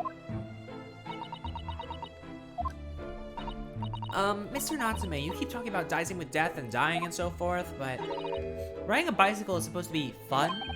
Oh no, that's just what people tell you. But it's an old wives' tale. Is it? I mean, just consider the real name of the vehicle. It's not called a bicycle for nothing. What anyone expects to use such an aptly named vehicle to move forward is beyond me. Pedal, power, promises, pain. I didn't think it was possible to get worse with practice. I'm lucky to be alive. Although I must say, after looking death in the eye for a whole week, I did at least manage to mount the steed reliably. And notwithstanding a few wobbles, I found I could make progress in the forward direction. Ah, what a triumph. Deduction is much the same. When first presented with the problem, the mental exertion of trying to solve it leads to only bitter disappointment. After a week of picking one's way carefully along the path of reasoning and thought, one begins to see results. So is that why all of your off-the-cuff deductions always seem half-baked? What a wonderful insight into your extraordinary mind, Mr. Sholmes. Unfortunately, after wobbling down the street, I noticed there were little stones everywhere. Death traps. Not that way, I said to myself. But the wild vehicle wouldn't listen. It wobbled me on and on down the street. So of course I hit one of those deadly stones and the crazy cult threw me. It's just my luck. Dicicles are the epitome of my pitiful life. I wish I could disagree. On the same subject, I'm sure there's a famous American author who's written about having a similar experience. Oh yes, I've read that essay too, Iris. Some of us are better read than others. Well, no more dicicles for me. Oh, Mr. Natsume, at least you have an interesting anecdote to take with you back to Japan, if nothing else. You always manage to put a positive spin on things, don't you, Mrs. Sato? Personally, I haven't mounted a bicycle for some time. No, me neither. Neither. That's good. So how about the jaunt? We shall all ride out together. Huh? That sounds great. I'll perch behind Mrs. Sato. But the sun is going down. It'll be pitch black before long. London street lamps are very bright, you know, and the fog isn't too thick today. My beloved ride is all bent out of shape. My dear fellow, if you're bound to topple the vehicle anyway, it's fitting that it's already bent out of shape. It's settled then. Come along, Mr. Natsume. Shall we go?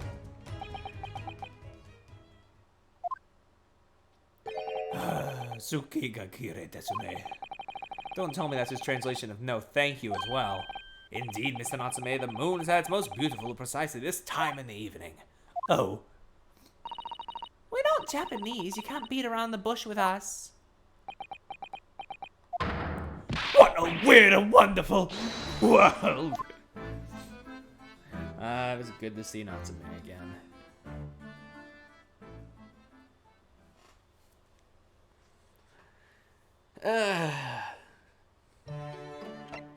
It's just nice to have a good time after everything beforehand. A chilling escapade about a shilling's escape from the clutches of Roly and Pat Beat, who'd only just found it on the street. Gina the pickpocket is the obvious report, but Ryunosuke, Sholmes and Iris happen to be passing and the plot quickly thickens. Oh god, we're gonna have to deal with Pat and Roly again? God damn it.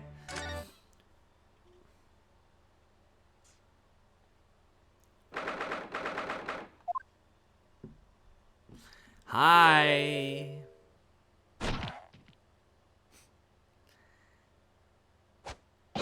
I actually forgot the voice I gave Roly though.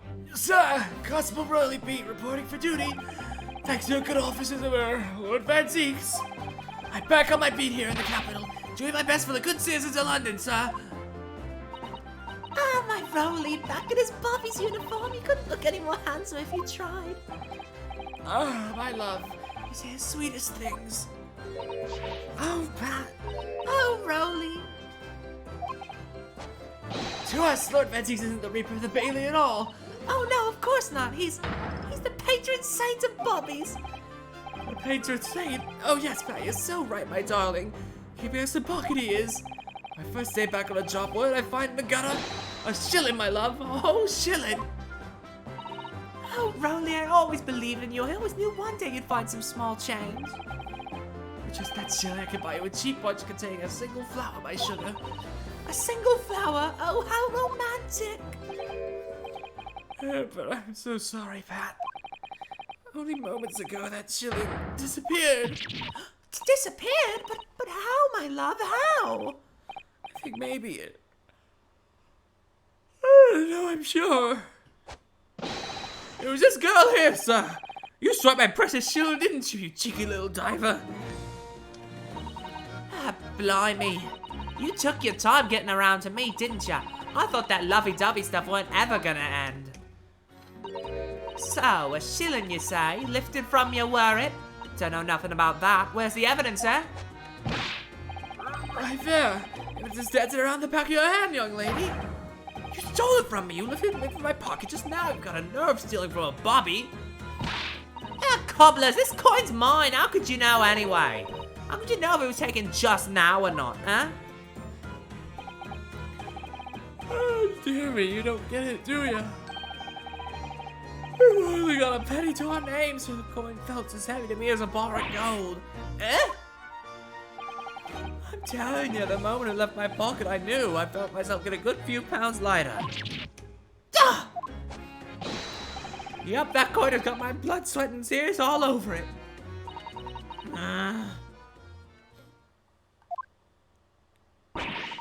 matter with you, Mr. Naruto? Huh? Me? Sorry? When a lady's in trouble, a true gent's supposed to be there to help. Straight away, not an hour later. This isn't my fault. I haven't stolen anything. And what about you, Sholmes? I thought you were supposed to be a great detective. Dear me, Miss Lestrade. You took your time getting around to me, didn't you? Well, that long dispute was never going to end. You only said give us a minute when we spotted you over the road and said hello. That was 10 minutes ago, Ginny. We've just been standing here listening to you quarrel with this Bobby. I do beg your pardon, madam. We shouldn't be troubling in public with policemen. That shilling belongs to us, doesn't it, Rowley? Of course it does, my love. It's just for you and me, my darling. This is just supposed to be a nice stroll with Iris and Mr. Sholmes before afternoon tea. Why do we have to run into another fiasco on Briar Road? I don't really see how we could be of any help, Gina.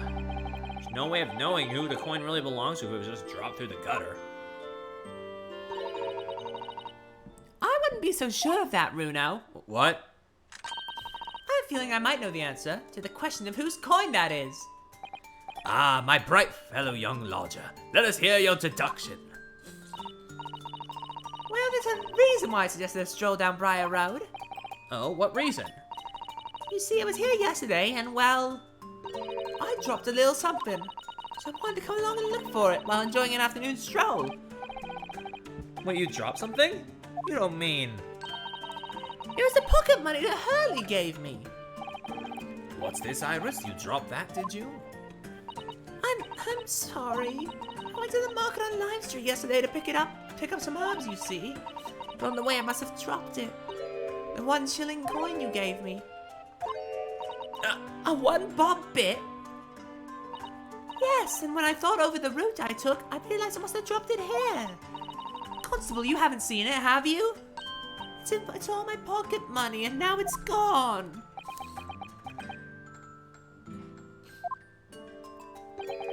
Well, I'm really don't know anything about that, young lady. What rotten luck dropping your money like that? Sorry.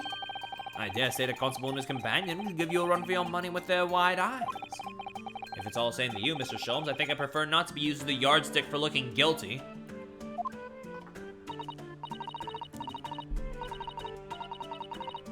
Well, it's tough really, isn't it, Iris? You dropped it, so it ain't yours no more.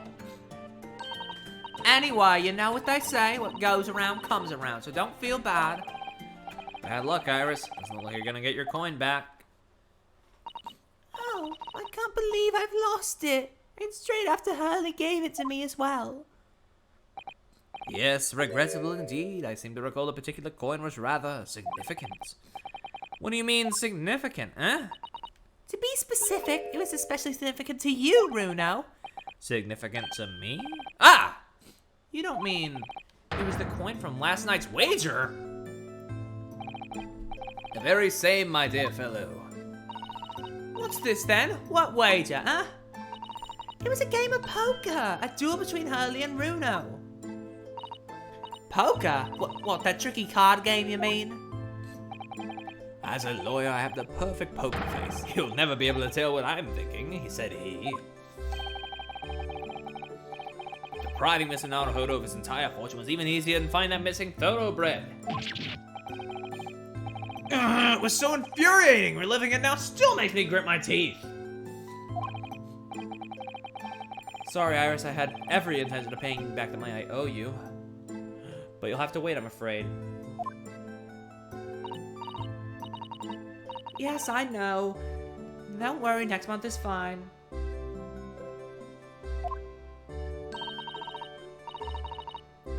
Let me guess, Odo, your whole fortune. It was 1 whole shilling. My entire monthly stipend, and I lost all of it. As I handed it over to Mr. Sholmes, I gritted my teeth so hard my gums started to bleed. Please, Runo, don't exaggerate. That's a horrible image. What about a lawyer who borrows money from a 10-year-old girl? Now that's a horrible image. Why do I feel like my reputation with this couple is just falling through the floor? There are few things more invigorating than taking a man for all he's worth. Don't be so pleased with yourself, Hurley. It's not as if Runo's ever had a chance of winning. Wait, what? What do you mean by that? Well, using that special ink I developed, anyone could... Thank you, Iris. That will do. I'm sure this conversation is proving very dull for everyone. What's done is done. The game is over now. There's no point crying over spilt milk. Special.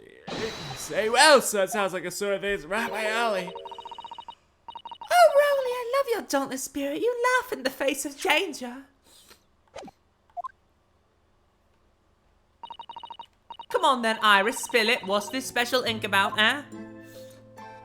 Oh, well, it's what's sometimes called invisible ink.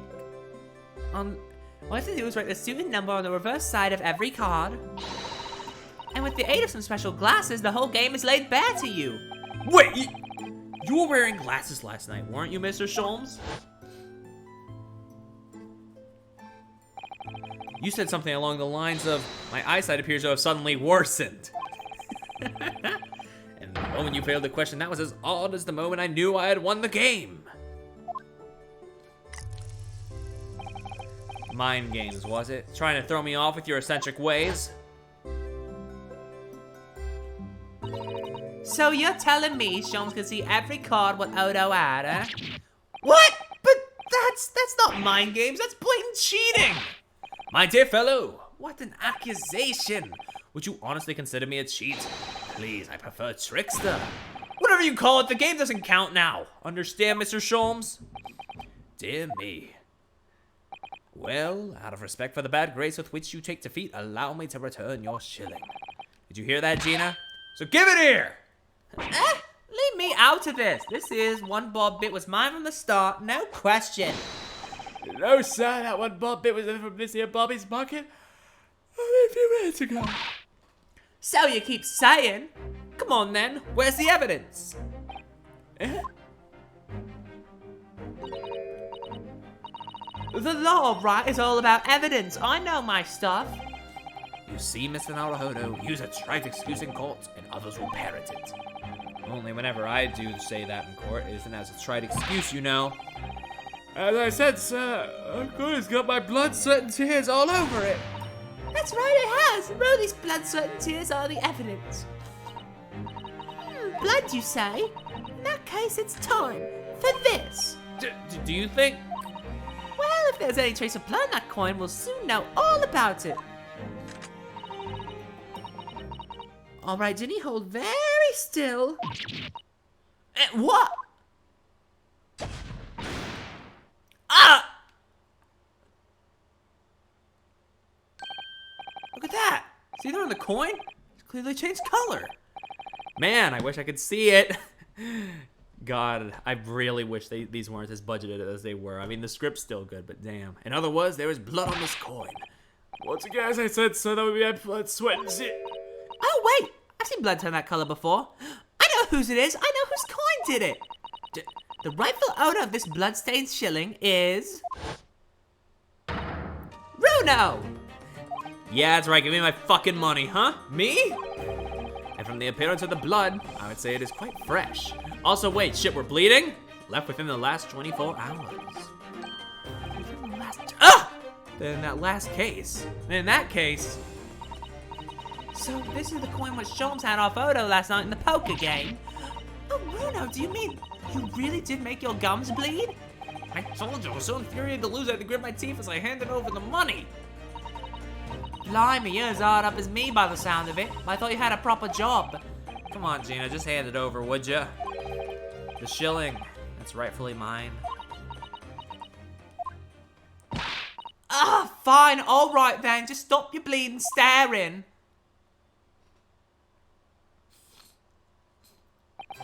I finally have it back.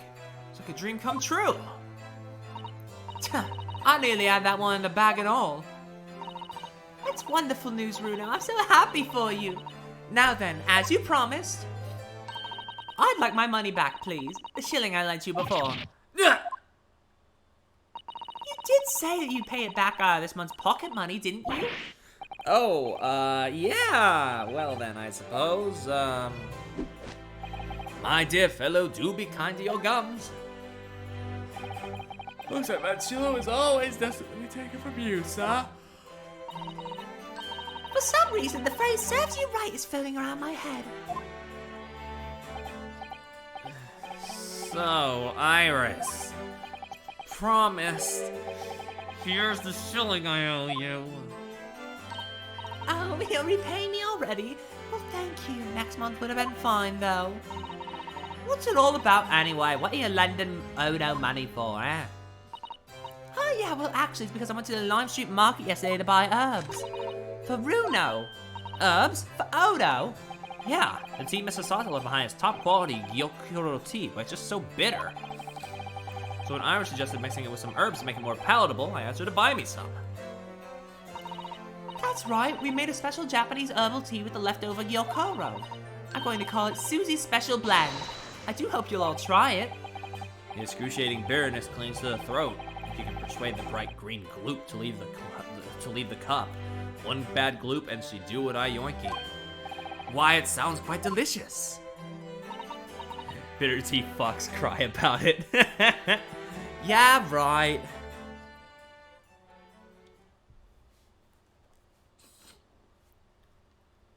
Well, it would appear this shilling's brief adventures are now at an end. Adventures?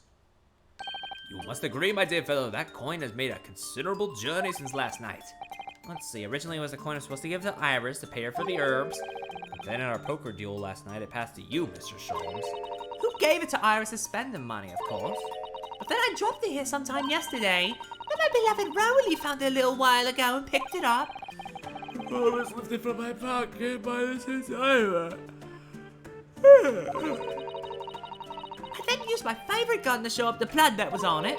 And let slip about Sholmes' little scam in his card game last night. The annulment of which resulted in the coin returning to the ownership of Mr. Naruhodo, allowing me to pay Iris the money I owed her after all, for the herbs she'd bought in order to make Susie's special blend tea.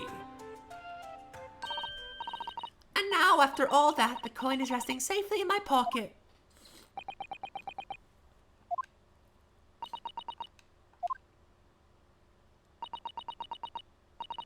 Yeah, you're right, that was an adventure. But what are we supposed to take away from it, eh? This 1 shilling coin belongs to Iris and Iris alone, I think. I cannot fault your observation, Mr. Naruhodo. Well, you know what they say. Goes around, comes around. Why do I get the feeling that Iris knew I was coming around to her from the very beginning? Priceless, as they say. Well then, my dear fellow, how about this evening we indulge some bitter tea and a bitter rematch? I'll even allow you to stake the coming month's spending money in advance. I fold. God, these fucking goofballs.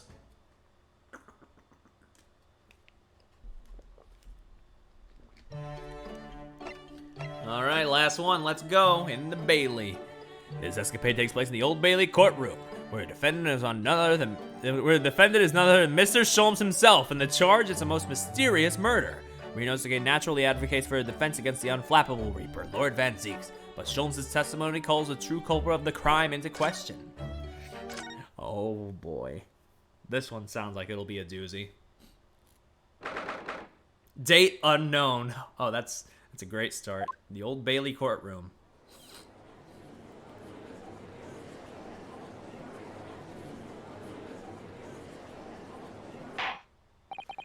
This court is now in session for the trial of Mr. Herlock Sholmes. This is the most extraordinary case of murder. Counsels, I assume, I presume I may proceed? Yes, my lord. The defense is ready. At your discretion, my lord. Very well. I hereby call on the prosecution to introduce the case. The incident in question took place 2 days ago, late at night, when the ground was blanketed with snow. The location of the incident was the residence of the accused, Mr. Herlock Sholmes. Indeed, the now famous address of the number 221B Baker Street, was it? The address may have enjoyed fame once, my lord, but will henceforth endure infamy for this grim crime. Yes, sir. Well put. The victim, a certain Madame Rosie, was found asphyxiated on the accused sofa. My word. Objection! But it's unclear as to whether the victim was actually killed in the defendant's suite or not. After all, when Mr. Sholmes left the room for only a brief moment, Madame Rosie somehow vanished herself out of his room completely. Vanished herself, counsel? The victim? Quite true, my lord. There is but one adjoining door between the drawing room and the kitchen. Yet having brewed some tea in the kitchen, I returned to find the room completely empty. There was nobody else present. Ordinarily, my fellow lodger Iris would have been at home. However, on the day in question, she had been invited to a meeting of scientific society in the city.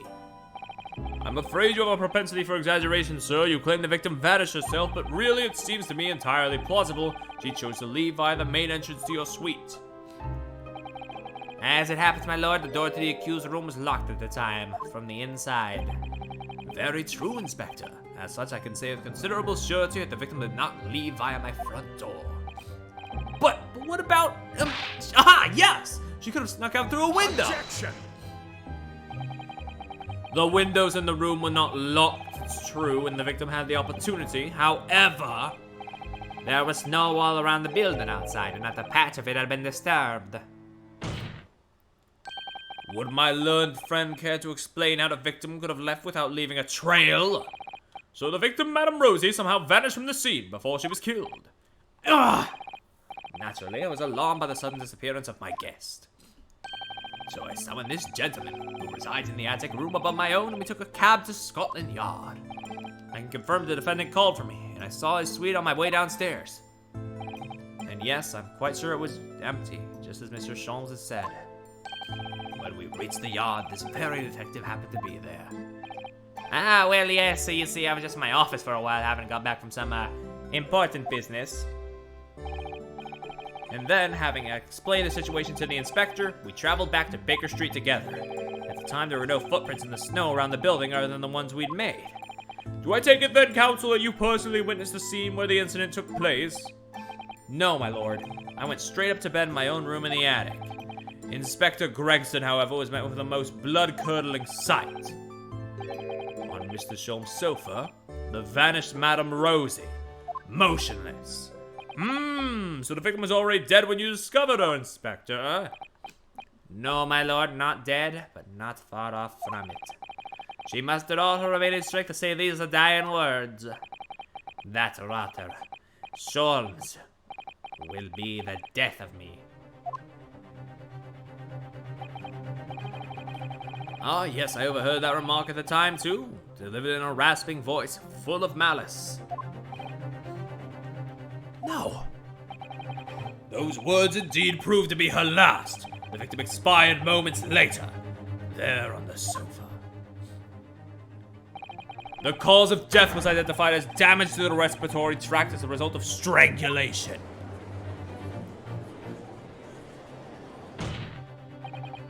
Pray, does the accused dare to contest the inspector's account?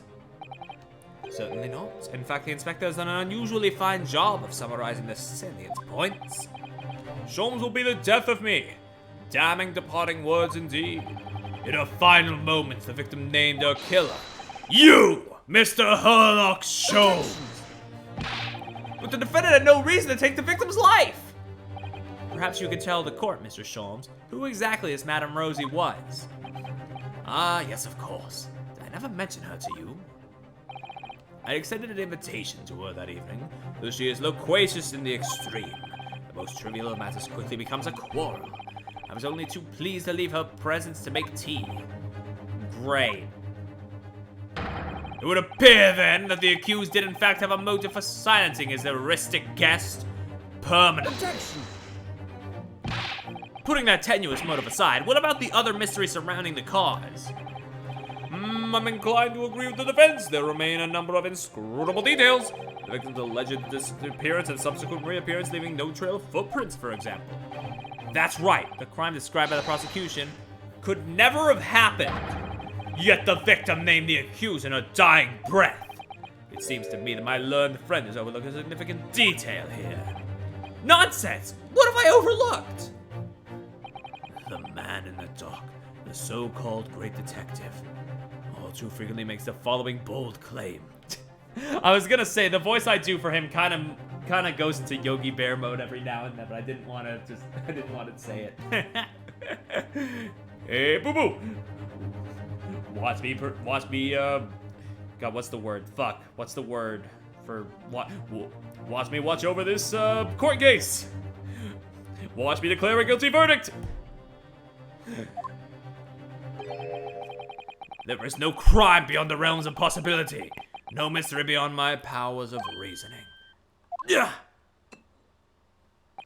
So, Mr. Sholmes, you have no difficulty in explaining how the crime thus described could have taken place. Not funny, Yogi. Didn't laugh. Well, fuck you too, boo-boo. Therefore, I propose a toast to the great detective upholding his name.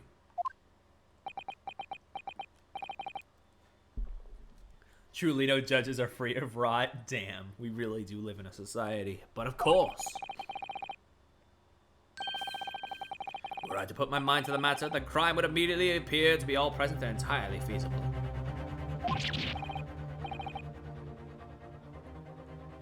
Please, Mr. Sholmes, whose side are you on? I've literally never watched Yogi Bear other than impressions. Fair enough. All you can just say is, no, I can't even think of a way that a crime like that could have been committed. That the accused admission be noted by the court.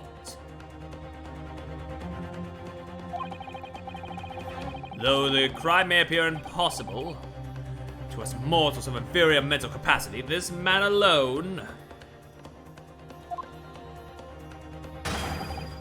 claims to know exactly how it was done. Hold it! Now hold on, it's a very fragile argument. Thank you, counsels. I believe I've heard more than enough to proceed to my adjudication. The accused great detective did, in some inscrutable manner, willfully murder the victim, Madame Rosie. I therefore find the defendant guilty. Hey, boo-boo. Let this man be taken from this court and in some equally inscrutable manner be sanctioned for his crimes. Court is adjourned. Damn. Hold it! My lord, please! The truth about the mystery surrounding this case are known to another besides the great detective. What's this? Upon my word, Mr. Naruhodo, you are coming along wonderfully.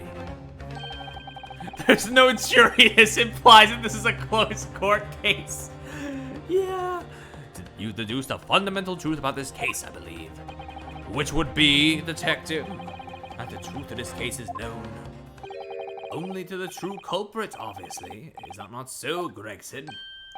What? Well, I suppose, yes. You don't mean... Are you suggesting, Mr. Sholmes, that you have an idea as to what actually happened that night? An idea? My dear fellow, I could explain the entire incident from start to finish with not a single detail omitted. Objection! It seems the detective has failed to grasp the situation.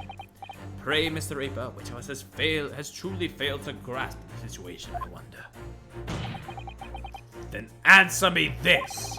You claim that prior to the incident, the victim suddenly vanished without a trace from your room. If so, how exactly did Madame Rosie disappear? Why, naturally, via the window. It was ajar, after all. But that can't be! The room is a whole story above street level, and anyway, no prints were found in the snow. There are any number of ways one could avoid the leaving tracks in the snow, surely. Such as? Such as flying, for instance, yes? A fatuous notion! And to where do you propose the victim flew, Mr. Sholmes? Is it not entirely plain? To the culprit's abode, of course. For having left my suite, that's clearly where Madame Rosie was murdered. Take a moment to consider the cruel irony, if you will. By her own volition, she flew directly to her death. Objection! Do you forget, detective? The victim's corpse was discovered on your own sofa. He absolutely would if Strongheart and Gregson had the chance they'd murder his ass. Unfortunately, I am far too powerful. No doubt because a killer carried her back there. But what about the lack of footprints in the snow again, then? There just weren't any. Other than our own from when we returned home ourselves. If I offer prints you refer to your own and mine, you are quite right. But there were those of another. On the night in question, there was one other person who could have conveyed the victim to my sofa. What? Good gracious, to whom do you refer, sir? A man whose somewhat unavailing presence at the scene of the crime would be questioned by no one. Unavailing? You don't mean... Indeed I do. A man who hastened to the scene directly upon learning of the incident on Scotland Yard, namely... You, Inspector Gregson! When you arrived at my address on Baker Street, you were carrying the half-dead Madame Rosie with you. You waited for a suitable opportunity and then laid the victim on my sofa. He did... What?! You're fucking kidding me! But we were with the inspector when he arrived! How could he possibly have been carrying the victim? We would have noticed! My dear fellow, a most obvious answer presents itself, does it not? The inspector is rarely, if ever, without his overcoat. Vic was simply conveyed into one of its many pockets. Bruh.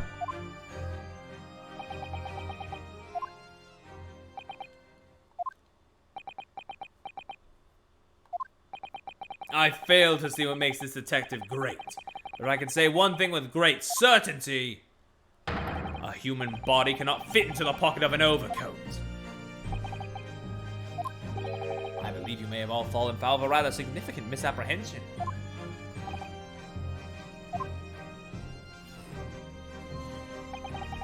Madame Rosie was not a human.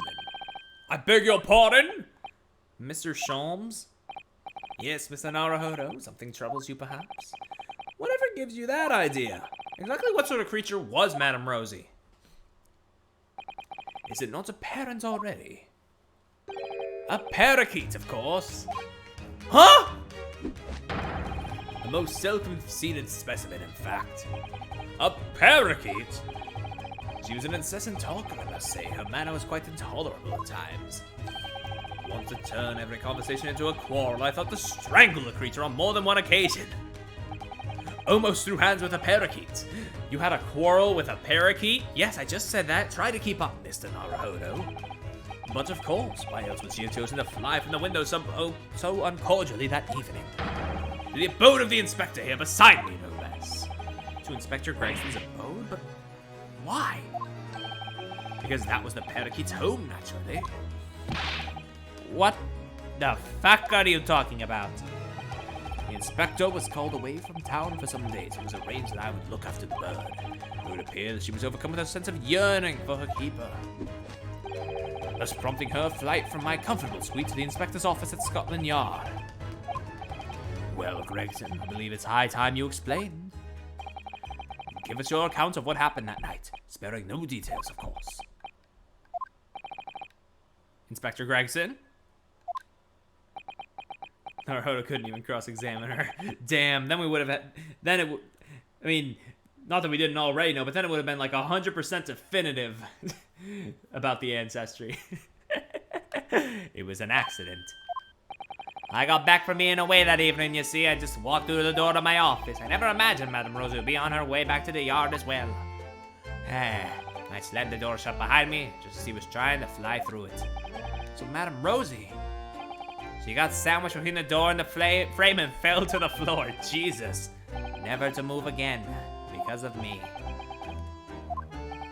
Well, I never. I had to do something. Just when I was trying to think of a plan. You fellas arrived talking about some incident at Baker Street.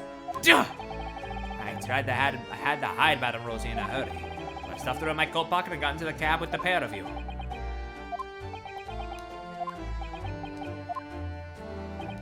What could have possibly motivated you to behave in such a manner, Inspector? Lord Strongheart, sir. Lord Strongheart? Please tell me I didn't hear that right. It was the Lord Chief Justice who asked me to look after the bird in the first place. She'd been living with the pigeons at the Supreme Court until then. But apparently the other birds had started to pick on her. So for the past 6 months or so, I've been caring for her in my office at the yard. I see. If anything happened to that bird, just imagine! No pay and no time off for the rest of my career, you mark my words, that's what's gonna happen. That's why The victim's dying words, Inspector. The court heard earlier that Madame Rosie... that rotter, Sholmes, will be the death of me. Indeed she did. Quite uncalled for, wouldn't you agree? But those words are your true feelings, are they not, Inspector? Clearly you speak of me often at your office at the yard in this disparaging manner. A man with a merry parakeet took much delight in mimicking. Well, come on, I mean, have you read this month's edition of Rats Magazine, eh? I'm sorry! This is all absolutely true? I can't fucking believe it.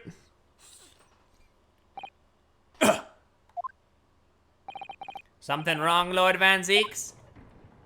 No, nothing. I almost drifted off for a moment there. It's hard not to drift off. You've been kept waiting for 3 hours already. I wonder if we'll manage to meet with Lord Strongheart at all today. We may have to deliver the report on the Winterbank case that he asked for on another day. Tell me, Inspector, what became of that bird? Madame Rosie, you mean? She had a narrow escape, but she's still alive. Delivered her back here not long ago, actually, on Lord Strongheart's orders. He's hoping the pigeons will accept her now. It was something of a shock to hear that she'd been crushed in the doorway of your office. Just as we were all under the misapprehension that Madame Rosie was a person. I'm sorry about that. It was Lord Strongheart's demand that, Oh, good you're here. I apologize for my tardiness. I'm exactly 3 hours, 24 minutes, and 57 seconds late. Oh, no, my lord. No. Please don't trouble yourself. Nothing gives us greatest pleasure than standing here doing nothing for hours on end. Heartening. So let's hear it then. Your report. The Winterbank trial is concluded, but this is far from over. It seems that dark, far-reaching lawyer and I have some shared destiny. We'll meet again. Of that I have no doubt. Did you see that, Lord Van Zeeks? Did you? Madame Rosie went flying off among the pigeons there. Happy as Larry she was. How the fuck do you know that name? What? It's just an expression, sir. What do you mean that name? Is there some sort of significance to that name? I don't know. That just slipped out of my mouth. Best not to dwell on it. Really, Inspector? You must be relieved.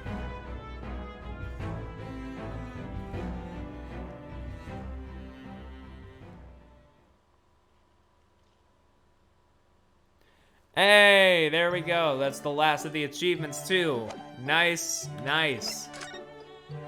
Hey, we got everything. How wonderful.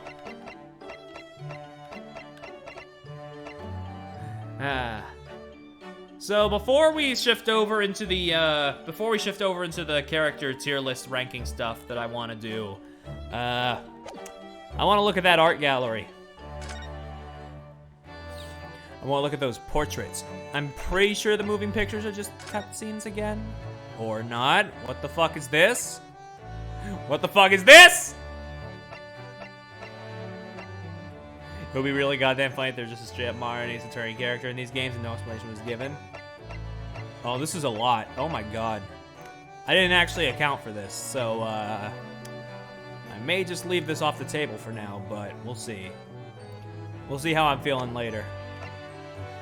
Let's look through that damn art!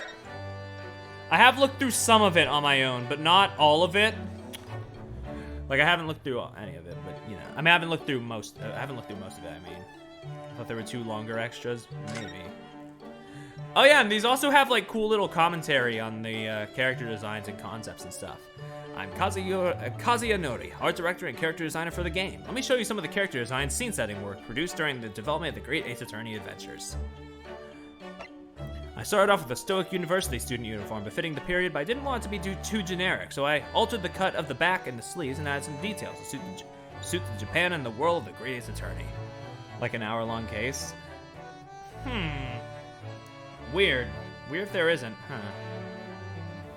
He also did Ace Attorney 4 art, aka he made a Phoenix like that. That explains why half of the men in this game are so damn hot. I mean, what?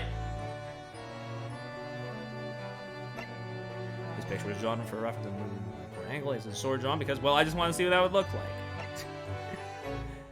like. Here's the boy in his outfit. There's an obvious period air being so different to modern clothing. These sketches are from the very first proposals. No scenarios have been written at the time, so I had Ryunosuke younger, so that he ended up in his hairstyle was based more heavily on his descendants than something faithful to the period. God, those more Phoenix-like hairstyles are cursed as shit. Yeah, I didn't see those there. That's weird. I wonder what that's about. I may have to look into that on my own time then. The extra case y'all are talking about, I mean. Male hairstyles during the period are nowhere near as diverse as they are today. They were either cropped, short, side parted, or swept back. Just all these different hairs are just weird as hell. I can't see Runo much differently. Well, I mean, I kind of like some of them. I like this one with the glasses. Would have been neat to have a main character with glasses. And the little funny man. This. Okay. I will look into that after the stream. Thank you. Turns out they came in useful for explaining how the game works in the game rules documents. Oh, keep going. You just need to see things. Now we're at Sasato. Look at this lass. Absolutely lovely. And the zombies have a female student who embody the principles of Yamato Nadeshiko, or personification of a quintessential Japanese woman.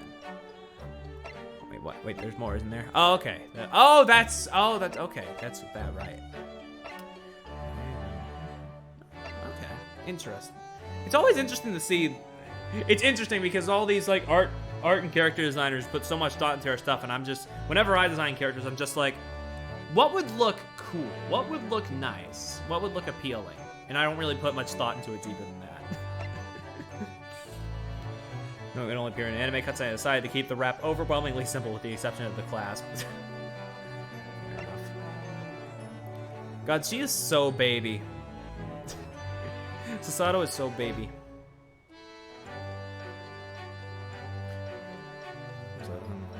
Something that looked relatively simple in silhouette, but it's actually quite complicated. Damn. They were gonna make her more baby, though. Look at this. An early proposal sketch when it wasn't yet clear how folksy to make Susato. Later, in parallel with Mr. Takumi's scenario development, I got a better feel for her character and softened her into a refined young lady. And then we got just a little side profile of them. God, these two. She actually looks like a Leighton character here. Yeah, yeah, I can see it. Like more of the rightmost one. It was my intention not to interfere with the anime artists in their work, but sometimes minor corrections are required. In fact, also factoring in Sasato's design was how she would appear alongside Ryunosuke. Fair enough. Establishes her as a memorable female lead. Yep. Here we go. I already looked at these because I couldn't help myself. Herlock Sholmes. But how was I going to go up with a design to satisfy the requested unique take on the classic detective? With I brought some steampunk elements to the Victorian era character. Create the man whore. Excuse you, Dilf wife. To preserve. Personal crest combines the cogwheel motive of his consulting detective business and the simple flower design of Iris's crest. The cogwheel symbolizes the Industrial Revolution taking place in Britain at the time. There are also overtones of the relationship between Sholmes and Iris in the motif. Center being protected by Sholmes, the cogwheel around the outside. Aw, that's sweet. I was careful to preserve the essential features of the great detectives, such as the deer stalker and the pipe, arranging them to a character that would be instantly recognizable. Good job. Yeah. God, just look at this fucker. Absolute Chad. Oh yeah, his Glock. His equipment is an acceptance of the rule that consists of technology belonging to a much more modern era than the game's setting. Yeah, because Sholmes is just built different. A percussion revolver that could actually be employed as a regular firearm. The idea is to juxtapose that with Ryonosuke's Japanese sword, thereby highlighting the significant difference between the Japanese and European cultures of the day. Sholmes is just built different. That's what we got. That's the takeaway. When the goggles are turned on, the shape of the center of each eyepiece lights up and rotates. It's supposed to conjure the idea of a lens attachment on the camera. Sadly, they couldn't be realized for Sholmes in games animations at this time.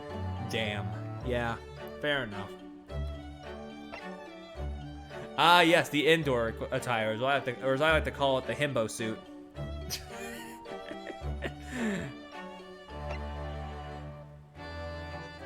Want to give him a different color that provides a variety next to the hair of Ryonosuke and the other characters. I'm sorry, just that face on the right, Sholmes' face on the right looks so cursed, and I cannot place why. I don't know what's up with this face that makes it like weird to me, but it's just like something about that look with the pipe. It's just like actual character design was not fixed in the stage, even though the general direction had been decided already. It was like a dot. I've never played Persona, but that might be it. No, he does. Anyway, this is a very early proposal sketch. It was supposed to be a somewhat dark limit with heavy steampunk influences. I kind of like it, but it's a lot more like serious than the Sholmes we got, and I don't know how that would like play into the character. And here's the lassie. BBC Sherlock. Iris Wilson, basic idea of a child genius. A rather eccentric elements of the game world in a subtle and controlled way. Ribbons, bows, and hearts, but in fact her friends follows a golden spiral, a logarithmic curve based on the golden ratio. Another word that's been ruined by fucking social media. Thanks, social media. What appears to be ribbons of hair are revealed from behind to be a Mobius strip, a type of surface with interesting topological properties signifying Iris's infinite possibilities. Fuck me, that's smart. Like, God, and here I am just like, oh, this would be neat, that would be neat. Yeah, no. But no. People actually think, and I don't. So a number of secret mathematical curiosities have been deliberately hidden in this young child genius's innocent appearance. Anyway, here's her Glocks.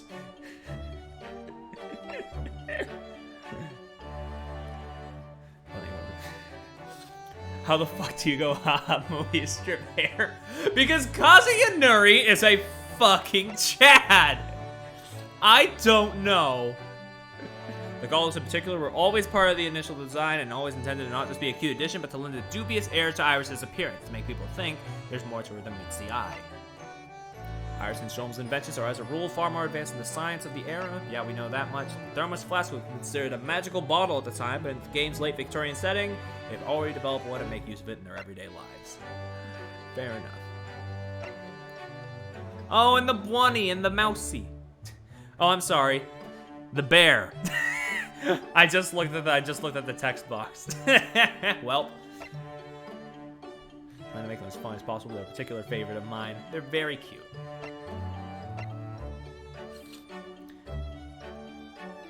No, I don't like it. This one's... I don't know about this one. I kind of like the Iris we got better. I mean, it's a neat take, but I don't know. This stage your character hadn't been finished, or I drew her older than in the final game with a more ladylike air. That's probably why. Yeah, because like the thing about the contrast that works is that it's just Sholmes and his fucking science gremlin that he raised. So it's like, yeah. Damn. These sketches were done in exploring some elements of a magical girl to incorporate Iris's character design as a way of giving her more punch. She has a much brighter look here than the previous illustration. And this one kind of looks like a... I want to say a Leighton versus Wright character, but I think Kazuya Nuri was also involved in that game, so that checks out.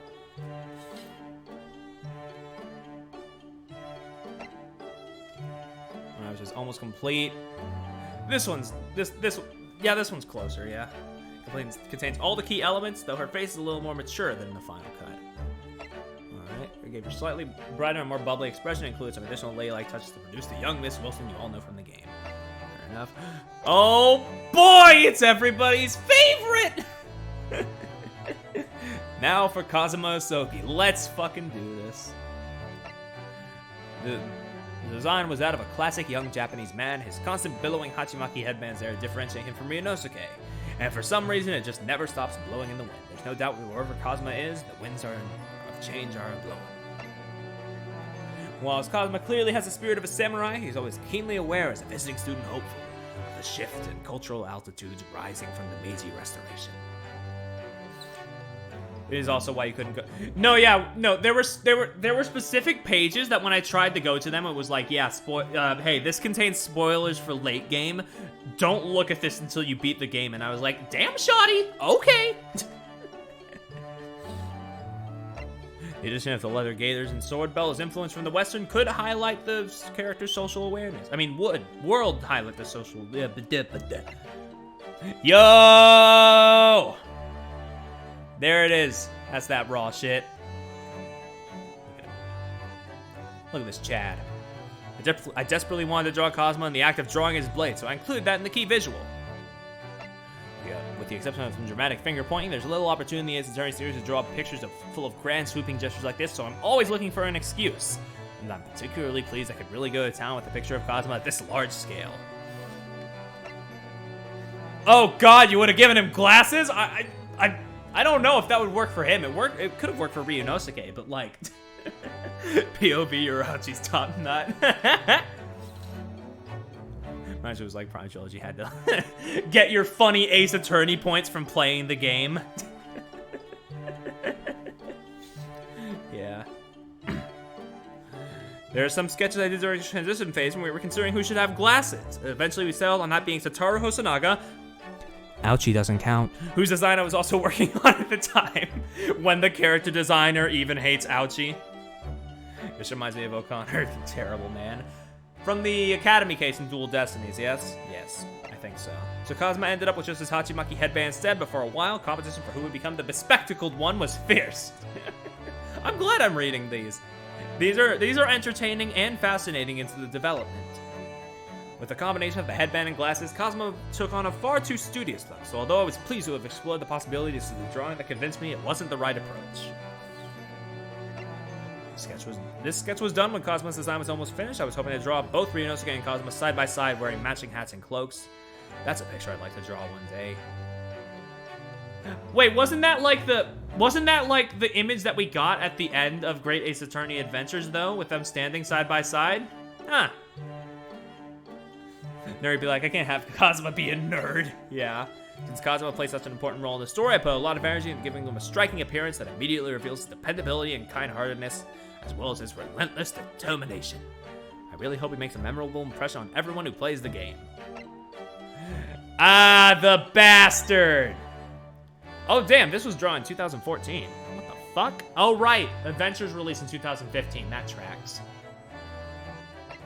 Here we have the British prosecutor Barack Van Zeeks, whose character was to be themed on the sinister Reaper of the Bailey demigod.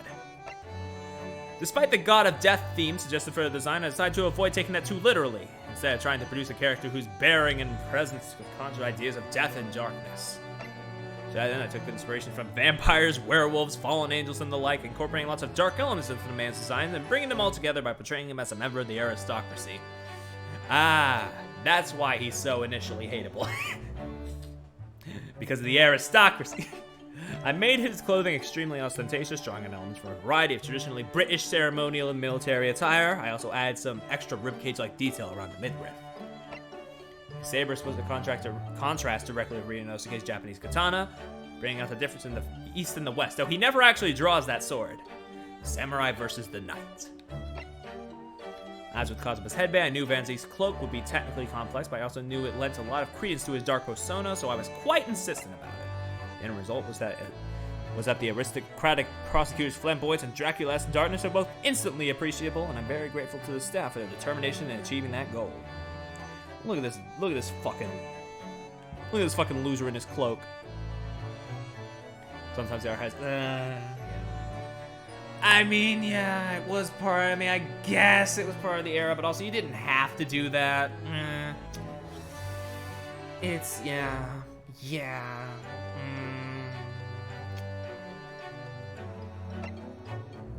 These rough sketches were in my attempt at consolidating my ideas about the prosecutor's image. His look needed to be more than just piercing; it needed to portray a sad and tortured soul as well. I don't know. I kind of like this one down near the bottom that looks like really fucking like looks really fucking like dumb. Capcom also did with Street Fighter and like. Oh no! This is a very early illustration. I came up with and rejected a lot of different ideas over a long period of time. I submitted the one that resonated with me to Mr. Takumi and was given the go-ahead to proceed. No! That is not my barrack.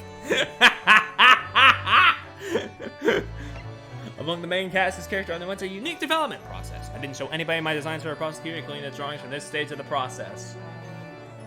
What do you mean, Blonde Van Zeeks? Oh! Oh! Why is he Sephiroth on the right? In the middle. The ponytail could have grown on me, though. I like to consider lots of options in the early stages, so I produced a wide range of drawings at the start of the process. Even if I thought the idea might not be quite right, I put it to paper so I could hone in on the perfect design. Middle one gives me Shamspear vibes, actually. He looks like the villains from Chrono Trigger.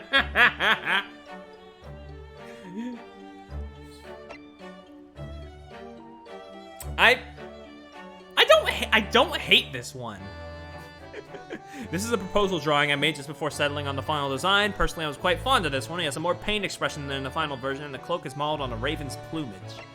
I've always enjoyed Dark Heroes, so I really like all elements of Van Zeek's design and his overall appearance. I mean, honestly, maybe just change the hair color to like the final version, and I could have settled with this. That would have been fine, yeah. Oh shit, where are we now? Okay, we're in the miscellaneous. Okay. Picture includes all the main characters produced in the same vein as the artwork I came up with for the Phoenix Wright Ace Attorney series to make it instantly obvious that these titles from the same series. Yes. Look at these four. Love them. Yeah, it's interesting, but it was distracting is the thing.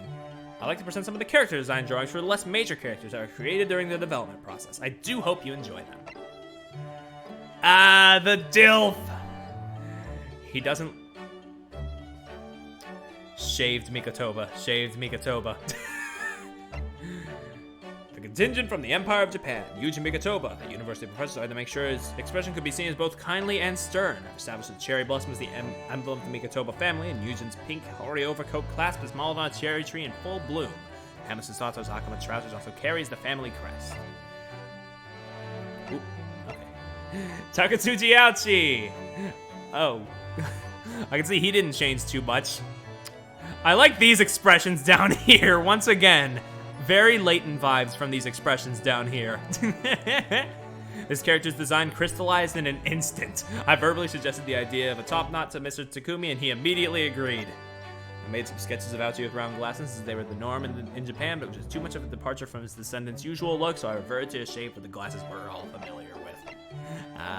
Bastard! I mean, Jigoku! I decided to take a different direction with this judge to accentuate the military atmosphere of the Japanese courtroom at the time. Pain could be in Leighton. I mean, well, there was flinch in Leighton versus Wright. Since he passes judgment on wrongdoers, I thought I'd take inspiration from the portrayal of the Buddhist god Enma. Then I added the beard and some flames into my design. I made his gavel golden and stylized it on the traditional Uchiri no Kozuchi magic hammer of Japanese legend. The most Leighton design. Look at this dude.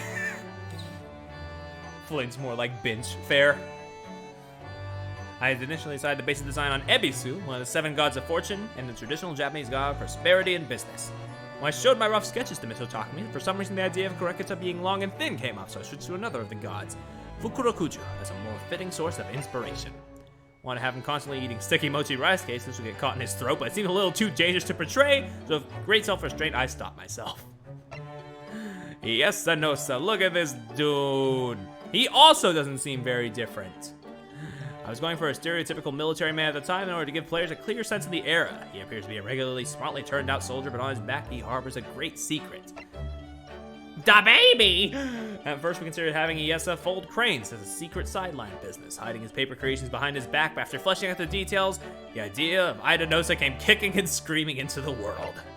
The constant runny nose is an expression of the poor nutrition children of the time had to suffer. Jeez, Niesa's mustache was deliberately designed so it would be easy for young Ida to tug. And of course, the similarity of the father-son hairstyles, another detail not to be missed. The baby. Satoru Hosonaga. The LGBT community is forgiving the baby. From the role he plays in the scenarios, I could sense this character having potential for further involvement, so I gave him a more believable appearance than other witnesses in the game. His design is built on the idea of a young man with fragile good looks. You're goddamn right. Who wouldn't be out of place even in the most delicate of situations. Reaching for a chick motif on a napkin he carries as a waiter of La Carnival was a kind of covert foreshadowing of Zale's involvement, and because the restaurant was originally going to specialize in serving game. God, I'm sorry, he's fucking hot.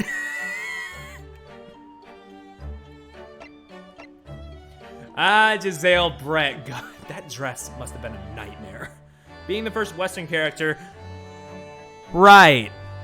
The first Western character you encounter as the story starts to unfold in Japan. Wink, wink. I decided to make her somewhat bizarre fantasy-style gentlewoman who would leave a strong visual impression. It was a deliberate attempt to heighten expectations or trepidation about the overseas voyage soon to follow. The mask she wears was styled to pair with the eyes of the swan on her hat. I also eliminated the chicks from Giselle's design on numerous occasions, but they made it through in the end. Nice. Nicolina. I almost forgot about her, but you know, she's neat. Hater or lover, you gotta respect the drip. Most of it, why'd she have a swan on her head again? That's a good question. Also, is that the ratio of chicks? 1 to 5, gray to yellow? Damn. I designed Nicolina to have an immediately obvious Russian appearance. Her image was based on the idea of a Russian fairy, and I implemented her as a beautiful, reticent young woman of fair complexion. Due to the nature of the story, I constrained ideas of her clothing, in terms of her clothing, since there aren't many orthodox female forms in this game. I did try to bring out the telltale lines of a young lady, even through the layers of her disguise. Her feline friend is obviously a Russian blue. The judge, my dude! Also, how many do we still have? Oh, quite a lot. Okay. Once we get to Eggert, we know we're gonna switch pages. Okay. Mr. Judge Man. It's weird seeing him bald. Wig snatched. Decided to make his English counterpart follow the more kindly appearance of the series' regular judge. For example, in contrast to a jagged beard, the judge is more fluffy. Yeah. I was always thinking in the back of my mind, fucking cotton candy looking. I also researched the sort of clothing British judges would have worn in that period and used that to create a design that's unique to this game. The Juror 3, my beloved. He is based. He is so based. Why did he never come back? Like, I'm pretty sure... Well, okay, the grandma I don't think came back, but every other juror in this set came back. But juror number 3 never did, and I'm still mad about that. Jurors. I was given instructions that the jurors didn't need any particular idiosyncrasies, but just in case, I thought I'd design some characters with a variety of unique traits, and it was those designs that were picked. As a result, there was really little differences between the jurors and the witnesses, which meant I'd given myself a lot of extra work to do. But seeing court battles that include both jurors and witnesses justified all the effort. A lot of them. Soseki! Mr. Takumi had asked for Soseki to come across as someone with a very nervous disposition and erratic behavior, so I concluded that his facial expression would have to be a key part of his design. He is a very expressive lad. Yeah. Also, 2013. Damn, he was one of the earlier ones then. Look at his stance. No, it's the fucking redacted stance. No! I approached the design from that angle, playing around with various different facial expressions, even though he's based on a real person. The Soseki of this game has a unique appearance with some heavily exaggerated features. The emotion expressed by his eyes is a particularly important part of his design. I hadn't specifically been asked to include the cat. When I discussed a tricolor calico with Soseki's feet, and was delighted when Wagaha was picked up and used in the game. I didn't even realize. Yeah, he does do it, though.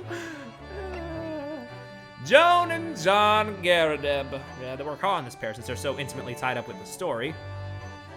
Damn, he got a... Damn, I didn't even realize he had a hole in his ass. The guiding principle for the design was a sun and moon silhouette.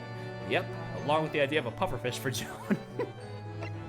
Compared to their newlyweds of Constable and Mr. Beat with their passionate love, the Garadebs are an older couple and wanted to show a different form of love in their relationship. Ah, yes, the good old-fashioned boomer wife-dad relationship. Nah, I'm picking on them, but they still had some love, of course. But you know, they were a lot more harsh. Rolly and Pat. There are a lot of pairs of witnesses who appear together in this game. I have a firm idea of how I wanted these two to interact from the outset. Bastard woman. Bastard. Oh shit, wait, no, not yet. I designed them as a single unit, two people moving and acting as one. That scarf going around both their necks is a good example of that. Mauling the ideas of dolls. Yeah, I can see that with Rolly. I'm supposed to have a fantasy world image despite being virtually penniless, and to bring out their genuineness and their sweet personalities. Tobias Gregson! I designed Gregson as a stereotypical Scotland Yard detective of the day. His collar turned up and the obligatory packet of fish and chips in his hand. So I stuffed him in his pockets. I imagine his hands and the lining of his pockets are constantly covered in chip fat. Whenever I see him eating, my stomach starts to rumble. Gina! Originally the character who underwent the most changes as a result of story rewrites. Originally, she wasn't going to be a pickpocket at all. Can we see the earlier designs? No. Originally, she wasn't going to be a pickpocket at all. Consequently, I had to redesign her in the latter stages of the production process. Her outfit helps portray her complete lack of money, and Mr. Takumi requested that I make her clothes not quite fit properly as well. That's the reason why her shirt is too large for her, for example. From my perspective, I wanted to allow her feminine spark to shine through from beneath her boyish appearance. Ah, the bastard! Ah, look at this guy. Overwhelmingly intimidating is right, though. God. One look at this man, and you know what I feel? You know what the presence I feel from him is? I'm going to shit your pants. My initial designs were quite militaristic, but Mr. Takumi had asked for Strongheart to have an intellectual image instead, which gave rise to his current look, more reminiscent of a clergyman. His name, Vortex in Japanese, gave inspiration for the styling of his hair. There are also elements of unicorns subtly woven into this design, since the unicorn features in the British Royal Coat of Arms. For example, in profile, the front strand of Strongheart's hair looks like a unicorn's horn, as does the cane at his side. I also drew elements from other creatures like the Black Panther to portray not only his intellectual prowess, but also his ferocity. For his clothing, I tried to bring in features found in prosecutors' outfits. Fair enough. Ah, the bitch! His character design had the appearance of the quintessential English gentleman. I had a strong sense I wanted to go in this direction, so I put a lot of effort into his design. It was very relieved when it was approved. He was filled with elements related to bricks and brick buildings. Ah, because his dad was the mason! And of course, he has numerous usual flourishes and affections to surprise players, so if any of you haven't seen them yet, do look out for them in the game. Well, I'd like to give more details for other characters as well. I think we'll have to call it a day. I really enjoyed this brief opportunity to discuss the game's development with you. Thank you for taking the time to read my explanations. I hope our paths cross again soon. But there's more. Well, there's the commemorative photos, of course. Well, there's more after this. Commemorative group of pictures at the end of each game. I sought to avoid the same themes and motives in these pictures. Bottom right image has cat. Yeah, it does. So just using Ryunosuke and Kazuma as the two of them are the embodiment of the Great Ace Attorney. This illustration tells of the hope and ambition in their hearts just before they set sail for Great Britain. They are turned towards the same future at the start of their journey. Looking at this after experiencing the events of their adventures, it's like going back in time. It sure stir up all sorts of emotions. I drew a similar picture for the Adventures art book. I want that. But as this piece was going to be used in a game, I made it more like a snapshot of something that might have happened in the story itself. Brothers of the Dawn! I turned to the iconic final scene at daybreak between Ryunosuke and Kazuma for this symbolic illustration of their parting of ways. The sunrise and across stories including the game had to be an emotionally powerful scene. It hints at their futures while showing the metaphorical dawning of a new age of the law. Rushing off down their respective paths with convictions in their hearts, Ryunosuke and Kazuma dash away in opposite directions from the rising sun until the day their fates would cross once more. Whereas the two of them are facing the same direction in Brothers of Ambitious Dreams, Brothers of the Dawn represents a visual and thematic counterpart to complete the set. Damn. And now for some of the spoilery shit, as you can see later down in the list. Also, these are just extra things, but we'll get to those, because... Actually, no, I'll just look at this one now, because... Oh, look at them. Ah, look at them. Ah! Look at the light in his fucking eyes. It's so adorable. I already showed it, so I kind of have to show it. Ugh. God. These bitches gay. Good for them. And also the box art, of course. But we've seen a lot of that, of course. Anyway.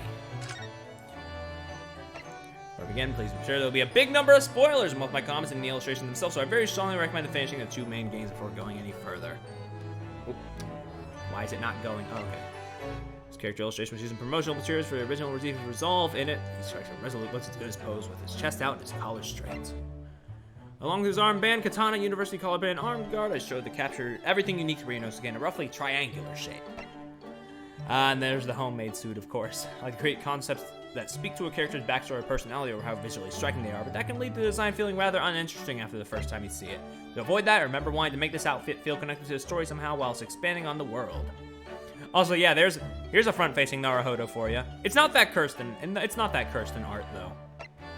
So I add a few things here to spark the imagination and give you something to find each new time you play through with the game. One of these little elements is a little Shirunosuke standing on Rionosuke's shoulder that Iris made. If you look very carefully, its head actually moves in tandem with Rionosuke's, but perhaps it's a bit too subtle. Look at this little dude. He's just a funny little guy. Shirunosuke is also cute, yeah. The line and cut of this suit were also designed to complement Prosecutor Sogi, making them a fine pair in court. Ah, Sasato. Not sure how I feel about her DLC outfit. It feels largely... Like, Rionosuke's sort of, like, fits the character. Sasato's is like, oh, okay. Her previous character was shown. So this time I thought to show Sasato's sweet and spirited side instead for Resolve. So allow me to strike a better balance between Susato and Rionosuke visually when they were to be featured together, side by side. I thought the Twitter message I saw was joking about Ryu's mouse persona. Well, I should know better. Well, technically that wasn't even a. Well, we're lucky that that wasn't like a thing, like a big spoiler thing that you saw instead. So it's all good. All right. Next. Shums! No, it's even worse over here! Oh, the expression's even worse over here on the left! Ah! Why is he like that?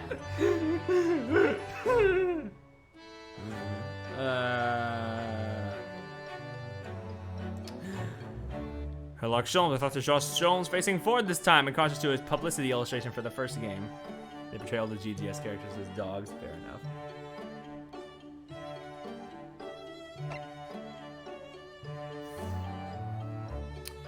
Struggle to come up with something more fitting. I was have to create a teaser illustration. Just tell me about the DLC outfit. I'm wanting an excuse to dress Sholmes up in Japanese clothing since production of the first game, but after the second game came and went with no such opportunity, I started to give up hope. That's when talk of alternate costumes arose, and I swiftly jumped at the chance to turn my idea into reality. Sholmes is the one I had the clearest idea from the get-go, and the first to be completed. I originally imagined it would be something you would wear in Japan, so it would be even more Japanese in design at first, but it was meant to be a costume for Great Britain. I pulled it back to bring it in line with the other two. I also came up with Japanese-style outfits for Iris and Banzeeks, actually, but all that was needed were the 3, so unfortunately the other 2 designs will never see the light of day. Unlike Ryunosuke and Susato's outfits, Sholmes was made his by himself. Also, the mask he wears is not a typical Kitsune fox mask, but a Wagahai cat mask. Ah, nice. Thematic. I like it. Ah, Iris and her little alternate outfit. Yep. It's not my words, a quote taken out of context, if you will. I don't know if that makes it better or worse. In the outdoors attire, of course. Ah, it's cute as shit. She wears is based on steampunk aviators, to which I added elements that made her more resemble a little bear-shaped Lucky Charm she made herself. Aww. Yeah, in hindsight, I could see it. We had a mildly Eastern motif for the decorations on her hat. When she lowers her goggles, she looks just like her Lucky Charm. Oh, that is some Castlevania ass art on the right. God, look at those headshots. Oh my god. I've drawn two versions of Van Zieks, one with and without his cloaks. They might be used during the early and final days of the first game's promotion to respectively show him in two different lights. Fortunately, only the cloaked one, where most of him was shrouded. Only the cloaked one, where most of him was shrouded, to show his Reaper of the Bailey facade was ever used. So I made sure that his resolve illustration shows both dark demigod and aristocratic prosecutor sides. I also hope we can create a new in-game character based on his open cape look in the second game, but sadly it was not to be. There were a number of mysteries surrounding Van Zieks related to his past and the Reaper moniker at the end of the first game, so it was a great relief to finally resolve them all in the second. Being able to draw him as he really is and show a different side of him from the Reaper was the greatest catharsis for me. Something tells me I'm going to regret asking. Masked Apprentice. Ah, there he is! I suggest the idea of giving Van Zieks a young male judicial assistant during the development of the first game. Whilst it was well received, he couldn't be included due to time restraints. I made a suggestion anew during the second game's development and was told it'll be hard to add a new character now, but let me see what I can do. Certainly didn't expect things to turn out the way they did. I had proposed that this young judicial assistant could act as a rival to Susato, and that he and Van Zieks would enjoy a close and heated dynamic. Instead, their cooler, more distant relationship worked out rather well, I think. A backdrop to his mentor, coupled with the need to create the biggest impact possible when his true identity is finally revealed, very little besides his mask is visible in order to create an aura of mystery. And Prosecutor Isogi. From a narrative perspective, Cosmo represents the theme of confluence and the contrast between the East and West. As such, his Prosecutor's outfit is based on Western clothing with Eastern flourishes. Other major tasks me how to change. The Western ascot tie. I believe you mean the cravat. His main colors take inspiration from the Japanese flag and white snakes, which hold spiritual significance in Japanese folklore. His family crest, which is based on a real genome snake. Genome? Snake eye crest. And his masks are both snake themed too. Predominantly in white! So stand in contrast with Ryunosuke's black uniform. I was completely sure this was the way to go, and I envisioned how his dramatic return would play out when he regained his memories. A bright form emerging from under a dark cloak like a beam of light, chasing the haze and darkness away. Also as though he were shedding the dark varsity jacket of his past like a layer of old skin. Like Van Zieks, the details in Cosmo's design served to convey the affluence of the prosecution, whilst in contrast, the relative simplicity of a sense of progress. God, it's weird seeing his face in the cloak. Like, usually you just see him masked in the cloak, but seeing him like that is like, oh.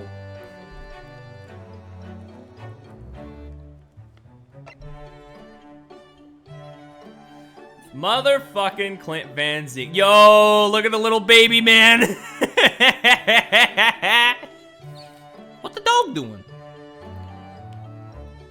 Clint only appears in illustrations throughout the game, but as he is a key figure in the story, I approach his design as though he were a main character. I set about creating his design by retaining certain elements to create similarities between the brothers while inserting new elements to contrast the difference between Barrick's yin and Clint's yang. As with Barrick's navy blue, Clint's red jacket is a reference to the traditional colors of the uniform of the Queen's Guard, and just the thing to convey his positivity and brilliance. First introduced in Adventures, the crossed swords and the Van Zieks crest are actually a representation of the two brothers. Though the emblem was used over many generations, I can't very well say it's only all about them. I mean, Clint is, kinda, you know, I can't say much because he's dead, but I can see where you're coming from, Lodoggle. Is there anything about why he has the fucking, like, antenna on his hair? I'm sorry, just look at the top image. Yeah. That's where the leg came. Yeah! The badge on Clint's chest was meant to serve as a memento of him from his little brother, which we were finally able to show him resolve. I was able to make one very influential contribution in relation to Clint. One day I very boldly proposed to the director, Mr. Takumi, how about making Clint's hunting dog the Baskerville Hound? At the time, Mr. Takumi hadn't quite hit upon how to solve the Baskerville problem, so he wasn't even sure if he was going to include it in the story. Therefore, I figured I had nothing to lose by suggesting it. Aristocrats often went hunting with their dogs back then, so it seemed like a period-appropriate way to show Clint's social status and charismatic personality, and connect them to the specifics of the case. I also suggested placing a certain vital piece of evidence in a very specific location. You know the one. Kenshin, my man! Dilf! Genshin standing as the head of the Asogi clan, a family of samurai warriors going back generations. And as Cosmo's father, he shares a number of traits with his son. There's the thin strip of white cloth he uses to tie his hair back, which flutters in the winds of change that blow around him. There's the western suit and the boots. By virtue of his willingness to travel to Great Britain, I felt that he too must have been a progressive thinker, so I made his clothes resemble those of Kazuma. Of course, he wields the great sword Karama by his side as well. Slim yet athletic build to give the impression that he's very fit and light on his feet. There's the family crest, of course, with the snake eyes. Seeing as they ascended from samurai, that this was something I could use to hint at the darkness lurking in the depths of Kazuma, I simply fell into this design as the most obvious choice. Jikoko's Ryunosuke's dad. You know, I always find it weird that, like, Shutakumi games never really touch upon the main character's, like, upbringing that much. But it's not really important either, so it's like, you know, I get, you know, it doesn't really matter that much, but it's like, huh.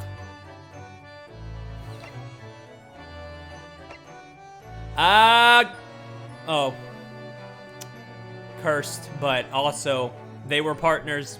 They were still— baby! Baby!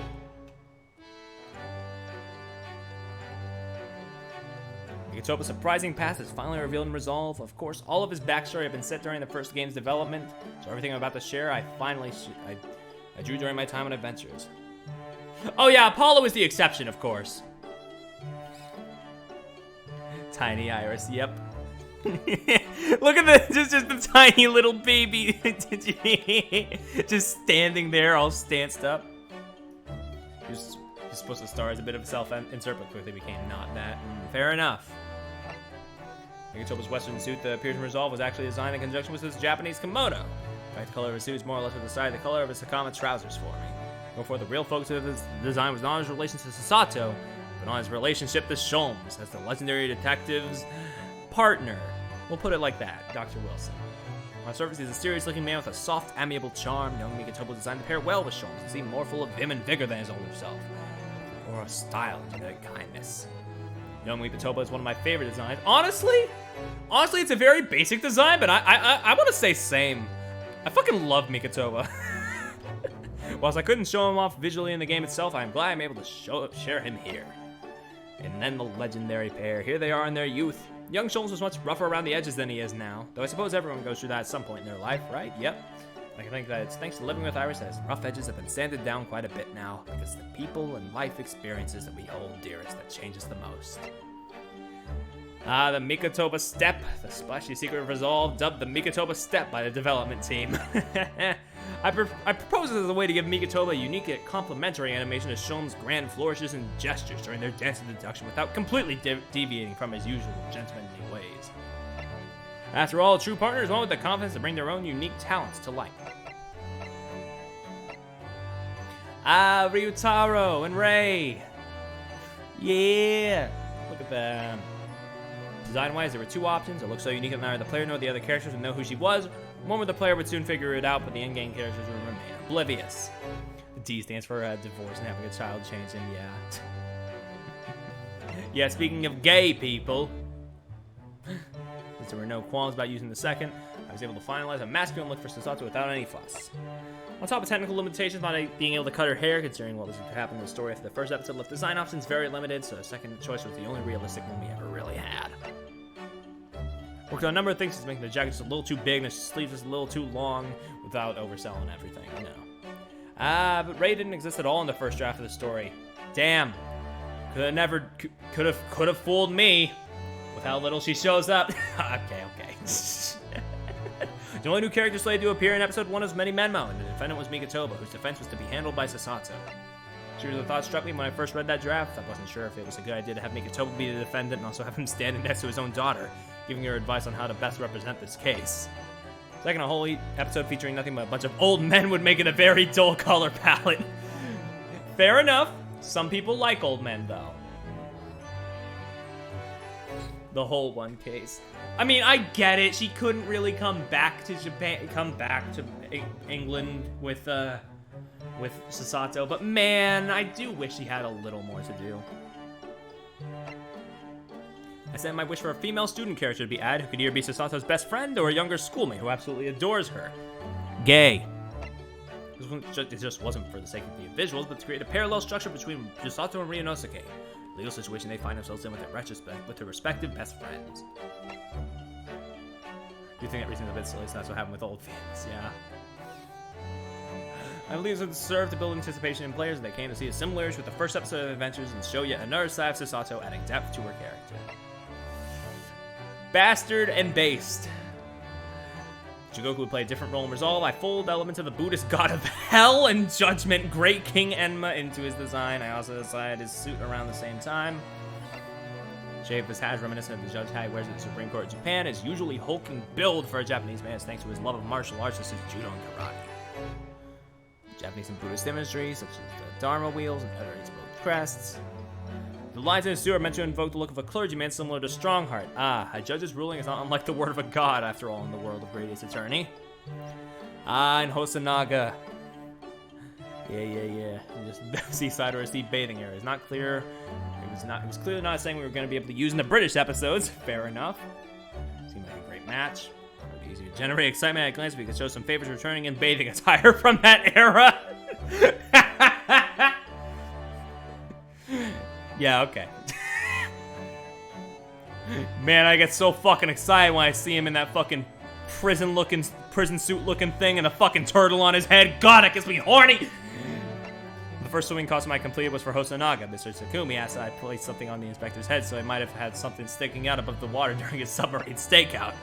After some brainstorming, I hit upon the idea of a turtle figurine with a cute little head that would wobble around to and fro that I especially enjoy. Thanks to all that sun during his seaside stakeout, Hosonaga also looks a little healthier with his new tan. Oh yeah! Yeah, right. Spots where his tan line is visible on closer inspection. Damn. For comparison, I provide an illustration of the usual pale self on the bottom right. Oh god, 3 of them! 3 of them! You know, Raiten also reminds me of a Leighton versus Wright character, but I can't quite put my finger on who. I can't quite remember, like, which character that would be, that he reminds me of. I think it's something in the face. So Seki, but now he's a literary sensation, so his beef, it's an offer from the era. I traded his suit jacket for a Hayori jacket. I drew him once in a full kimono as well, but it's simply too Japanese and visually uninteresting, plus it took away from the sharp, frenetic gesticulations Soseki is known for. So it's the close under the Hayori Western. Soseki still has much to achieve as a writer, so this was a way to show his transition towards greatness. He's covered in kittens because you can't help but think cats when you hear Soseki. Fair enough, but also this is related to the one way I thought we might make Soseki's animations more amusing and cheery. Because the previous game's animation have these 3 kittens cling on even harder as they are swung about by Soseki's wild gesticulations. Due to the time constraints, though, we were only able to bring a little bit of that to life in the credits. Damn, yeah. Raiten. There he is. He'd be out in the sunlight chasing after the lead, so I started to give him this tan and a lean, fit figure and to look at somebody who's ready to get into the story. The paperwork was going to be called Taito Shimbun or the Imperial Capital Times, but didn't seem to have such a respectable sounding publication, print gossip and hearsay. So, from his very grain-themed name, Mami Momi in Japanese, which means unhusked bean. This man eating beans. I suggested that he work for a small agency called Daikoku Shimbun, or the 5 Grains News, from Daikokuten, which is the god of 5 grains. The bales of rice and rice stalks on his armband are a reflection of that. Alrighty. Based! Also these two with their, like, surprisingly really good designs as well. Shamspeare! The jumping off point for Shamspeare's design was one simple word, Shakespeare. He looks glamorous at first, but the closer you look, the more pretentious this strange costume seems. Certainly looks like a period costume as soon as you become apparent just how out of place it is. The thin veneer of his flashy clothes seems to suggest wealth, but he's actually as poor as they come. During the beginning, I wanted those gaudy, oversized gems to come flying off during his final breakdown, so I liberally applied them all over his costume. There's a number of bells, so I'd make a jingling sound whenever he moved. My intention was to make him seem annoying and shallow, but when we actually added the sound effects to bring my vision to life, we found it was simply too much, so we ultimately left him out. Honestly, probably a good choice. The bee people. From the description of the job of going door to door to collect the gas money, I imagine Meter Man as a worker bee. Okay, it was a very literal, like, interpretation. I like that, though. Sometimes the most literal interpretations bring out the most, like, you know, the most striking designs. I mean, like Like the fact that like his little bag in this art hit like in this art right here is kind of, you know, reminiscent of like, you know, Beast's body and how, you know, there should have been like a small like little stub coming out of it to represent like a stinger or something. That's all I'm gonna say on that matter. Altamont's umbrella is obviously her stinger. Other elements include her waist sash and Meter Man's scarf, which are drawn to look like wings. Yep. His head in the profile also somewhat resembles the shape of a bee in flight. Oh shit. Kinda. Yeah, a little bit. Gina, base Gina, let's go! Gina returning in this way, she was rising up into what she was always meant to be. For Resolve, I brought back part of my original Inspector Lestrade design while adding in bits of Gina's personality based on what happened to her in the story so far. Give her a cleaner and more stylish appearance, give her a trench coat to make her more detective-like and make her closer to Gregson. The riding boots are a holdover from when I imagined her as a member of London's mounted police. I thought maybe she and Van Zieks could make an entrance together on horseback. And then there's Toby, the Hellhound. Gina was always supposed to have a faithful canine companion, so when she puts to his term Resolve, I pushed extra hard for her to finally have a dog. Look at that funny fella. Story detecting dog named Toby in the original canon, it was quickly approved. Looking at Toby in the stories, I found he wasn't as cute as I'd hoped, so I searched for an English breed that would pair well visually with Gina. I made him a small, sweet puppy instead. Good puppo. Look at him, though. Look at him. God. What a lad. What the dog? Albert, and also the one really, really forgettable design on the right. God, I almost forget this guy exists a lot. But Hairbrain, though. Hairbrain's a good one. When I first set out to design him, he was a brilliant teen scientist, so I gave him wild and unruly hair like Einstein's and made his glasses easy to identify his personality. Hairbrain's backstory was expanded upon in Resolve, and with him now being Van Ziek's best friend of a similar age, I had to rebalance his more outlandish animations. I mean, he kind of has a striking face, yeah, but like everything else about him is just like there. A bright and sunny character with a huge range of expressions. Courtney and Drebber and Rosé completely overshadowed him. Yeah. Drebber especially is just like the standout in that fucking. It's just the standout in that. He does kind of look like Shelly, doesn't he? He's just meant to look like another nice rich man, but there's something suspicious about him as well. Doesn't appear in the game for long. As he was able to be in a few real-time cutscenes, we had to make full-body 3D models. Made sure to cover him completely head to toe, even though he mostly shows up in illustrations. My favorite bit about him is a slightly annoyed and bored expression. As you can tell, I made Asmund look as affluent as possible, since his name in Japanese at the time was Richie Nande, a pun on Why Is He Rich? But it was changed at the last second to Uraida Meningen, a pun on a great useless man. Had he always been Uraida Meningen, I think his design would have turned out very different indeed, which made me realize yet again just how important a character's name is to their design. There he is! Chad! And also another Chad, of course. So Spells was also great. Story-wise, I was told he's an engineer with a black monocle whose hair color changes from black to white, so to make the transformation extra obvious, I turned the clear lens of his monocle black too, and used his neatly tied black hair into a messy sheet of white to clearly delineate his past self from his present. Him being an engineer gave me a chance to include some steampunk elements. I wasn't about to miss that. The result is a mechanical gauntlet that doubles as a tool set on his left hand.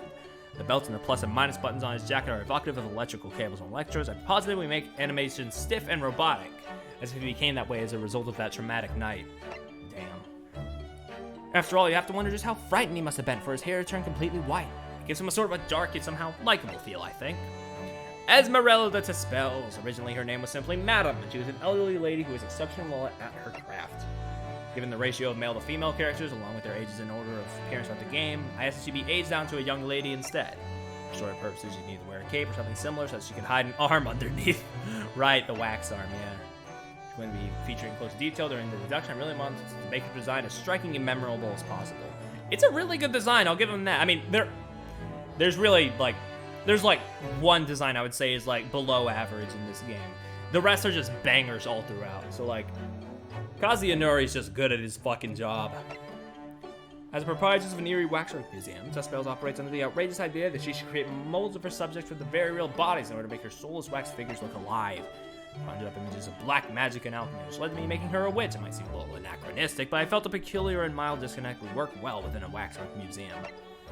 Plus, only in the world of the greatest attorney could I get away with expanding on the visual palette in this way, so I decided to go for it and give her a completely witch-like appearance. Ah, these two. True design is equal to that of a main character. That's fair. That's fair, yeah. She could have, yeah, she totally, like, if she had more, like, of course, she got arrested, so she couldn't have had more screen time, but if she did, I could totally see her, like, sticking out more. So she cared to balance her design with those strong heart Van Zeeks and other figures. Fair enough. I approached her design from the angle of men's attires like she would have been. These have considered rule back in Victorian era, working in a very male-dominated field. Girl boss! Fucking girl boss! The long, tightly curled pieces of hair and the lovable metal rods that are coiled around are also fashioned after snake fangs. Structurally, the rods are attached to the piece at the top of her head. The badge on her chest has a hearts and cross motif with a design around the word Chief Coroner. Fair enough. Oh god, we just we put all of the motherfuckers on one page, huh? God, Balthazar Loon. Because of the impresario of sightseeing balloons at the Great Exhibition, I gave him a festive look that would fit right into the carnival-like atmosphere. He would appear alongside Gott, so I added to his design of toy balloons and the colors of his flying balloons and gave him and Gott a combined animation where he would hand one over to the boy. One of the royal family who came incognito to London to see the exhibition. Takumi told me that there was a masked king of Bohemia who appeared in the original canon. He wanted Gott to be an homage to that character. Reference, he showed me the illustration of a short story of a dubious-looking man with a large stick mask on his face and asked that I also incorporate that mask into my design. Since Gott is of the royal family of Bohemia, my first priority was to make it easy to tell he's a member of the nobility. To add that, I added a man to complete the homage. Finally, depending on how you look at him, I wanted to be your sense that he had been dressed in that outfit like the privileged and entitled little boy he is. Get his ass! Drag him! When creating his character model, we paid particular attention to the nuances of his facial structure and the translucent quality of his skin and cheeks that are typical of European children. Alright. Rousseau and De Russi, the two ringleaders of the Red-Headed League, make their red hair as conspicuous as possible. Yep, we can see up there, there's the France and Italian flags, as if it wasn't obvious enough. I especially like Peppino and his assorted expressions and animations. Yeah, honestly, as much as I don't really care for them as characters, Peppino is, like, really expressive, and I like that. I especially like the apostate slurs because he was inspired by Ilia's red hair. It is there simply because we can. Oh, and all these fuckers, too. Love the lip. Also the bitch. Also, poor Beppo didn't really get any art until now. He's just here. According to Takumi, there's a story called The Man with the Twisted Lip in the canon. As Goff's design was to pay homage to it, I sensed great potential in the idea of the man who twisted his lip, as it were. Ah. That's cool. That's cool. Also, Daly with his hair down is weird. He's a buffoon, so I made his overall design reminiscent of a circus clown. Yeah, very Leighton-ish. Matt Seller created a no-frills design for her. Sandwich was going to be a completely new character, but due to circumstances, I suggest we merge him with Beppo from Adventures. So are they the same character? I figured this could be his new job. Okay, yeah. After he lost his old one over in the omnibus incident. And so mixing elements of what was to be a new character with his old self, Beppo was reborn. Sort of. Daly. Strange sense of realism and charm in their marriage and the distance between them, so I was a bit more restrained in how I expressed them visually. Honestly, they don't look like a couple, if I'm gonna be real. It is wild that, I mean, well, I guess the frills and the hair, I guess, but like, what else really? Also, I am maybe just a tiny bit peeved we didn't get any art for Magnus McGilded, I'm just realizing. Cause honestly, God, I wanted to see some of the interpretations for that design a little bit. Oh, but sure, Chicken Stroganoff gets some! From just the sound of his job title of prison governor, a tall, stocky figure came to mind. From there I built it. Elements of dandyism into his design. It's based on the prison motif. The vertical stripes reminiscent of the jail cells on both Kaiden and Vigil's waistcoats may be a point of pride for those in the prison service, I suppose. Fair enough. Oh, wait! There's a little bit of backstory to Kaiden that we didn't get to explore in the game, but as a prisoner's governor, he isn't well liked by the inmate population. One day, Kaiden was attacked in his office by a few escapees. That's when he got that scar on the back of his head, and ever since then he's had that axe and rifle and a ton of handcuffs at the ready in his office for self-defense. He also carries a smaller axe and a holster by his side for that reason. Damn, what the fuck? Want to give him an animation using that smaller axe, but the fact that he has it on him at all, it's a quiet testament to the life he's lived. Even when it's not depicted in game, these characters have lived entire lives of their own. Chicken, Biff's little twin brother, so I hope you have fun looking for similarities. Huh, I fucking wonder. Bring out some sense of individuality. I used a little lick of hair, so he might be slightly more naive than his older twin. I also made Chicken's colors different from Viv at the time. Changed the color of a certain sister ship to match, making it a bit more chic for his roles at the stage of a most spectacular show. It really was spectacular. Oh, hell yeah! Oh, I'm so glad we got to see some of the concepts for his hair. Oh my god, yes! Let's go! I love this one in the bottom right where he just looks dead inside. Putting those in a circle of influence on their one by one who's the embodiment of his name. Fucked up an evil star. Yeah! His role in the story is also the reason why his other motif is the unicorn, a highly intelligent creature that shares the royal coat of arms of the United Kingdom with a lion whilst possessing a deadly strength of his own.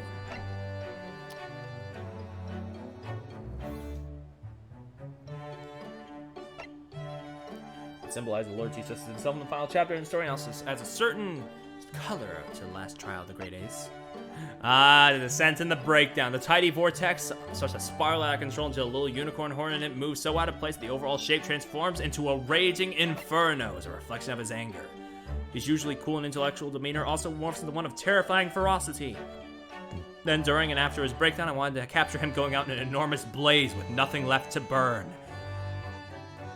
God, this game is raw. I love this fucking game so much. It's a rather flashy breakdown, but one well suited to the end of his story, I think. I hope you'll take a look at this sequence again with my remarks in mind. Come to think of it, the backlit Strongheart with his arms stretched out towards the heavens and the key visual for Resolve is meant to make him look like he's been crowned with glory, but it's also a reference to his final scenes. Wasn't just cool with metaphorical too, yeah. Ah, babies! Yo, the Sholmes bean and the Barrack bean. Also the Ryunosuke and Cosmo beans, I guess. Iris's lucky charms for the popular pairing of rabbit and bear. I decided a set of handmade charms called Harley and Barris for Iris to carry around her knapsack. Waiting for a chance to shine until finally Resolve. Their day had come. The conclusion of the story was just one of the requests I made of Takumi before we started working on Resolve. I also created other figures for the main character that approached designs from Iris's point of view. And it seems though she rather thinks of Ryunosuke as just a bit mousy. As for herself, it appears that she's all pink and oh so cute on the outside. She fancies herself as a real bear on the outside. These would just be what they these characters would just be what they would be like if they were Animal Crossing characters. When they in a bonus episode, I offered up the idea of including a Van Zeek's version, which produced Meow Zeeks, and the latest addition of the cast is Hegina, who was used on some merchandise. I feel blessed I was able to create a lucky charm design for each of the main characters: Harley, Barris, Ryunosuke, Lopsado, Clazuma, the Master Apprentice, Meowzeeks, and Hegina. Now the little fellas on the right. I initially doodled Ryunosuke as a bit of fun during break from my work, so instead here are proper drawings when we officially turned them into little piggy banks and giant stuffed toys. I want the stuff to her look. The retro chubby baby look is a throwback to a popular style of Japanese piggy banks from the late 20th century. So far, there have been piggy banks of Ryunosuke, Yoruma, Yulms, and Yorozeeks, but what of the ladies, you may ask? I guess we'll just have to wait and see. And here's the key visuals for Adventure and Resolve. Look at them. Themes, atmosphere, and a general sense of the world itself is one illustration that embodies the whole of the first game. Split roughly into two sections, with images of Britain dominating the upper half, while Japan takes the lead in the lower. On a fully drawn blade, a great wave arises, lifting sakura petals up into the English roses above. I created a natural line for the eyes to follow that also conveys the trajectory of the story. And it starts in Japan and shifts to Great Britain. Ryunosuke's face hints at his iron will hidden deep within, while Susato shows a slight unease. I want the Van Zeeks plushie so I can punch him in the face like that Kirby plush gift. That would be great, yeah. Adventure was the first title to divulge so greatly from the mainline games. and all that. However, with Resolve, it was time to move away from the saying, so the composition of the visuals works to emphasize the dramatic tale that binds these characters to one another. Ryosuke stands at the center with a strong look of resolve in his eyes, while Susato stands next to him with a wrap draped around her shoulders. It's as though, even though they were forced apart, fate has brought them back together. The top center represents a different time in terms of the golden light of a bygone era. From there, the light quickly fades into the dark shades of twilight, and the mood shifts with the colors to reflect the relationships between and destinies of each character present. Cherry blossoms, which are often used as a symbol in Japan, swirl around them like an embrace or a strong gust of wind.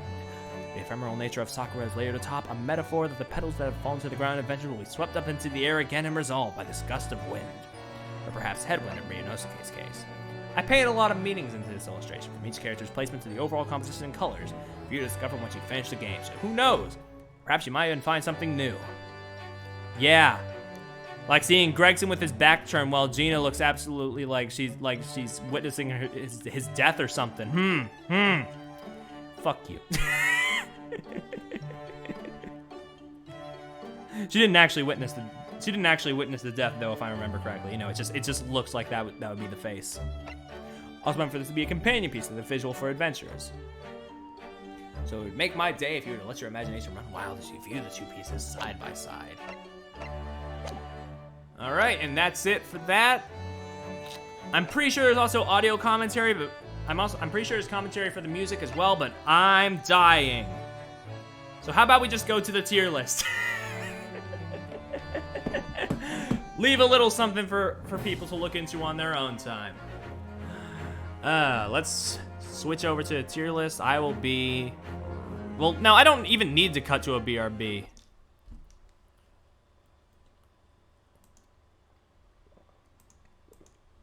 I have it right here.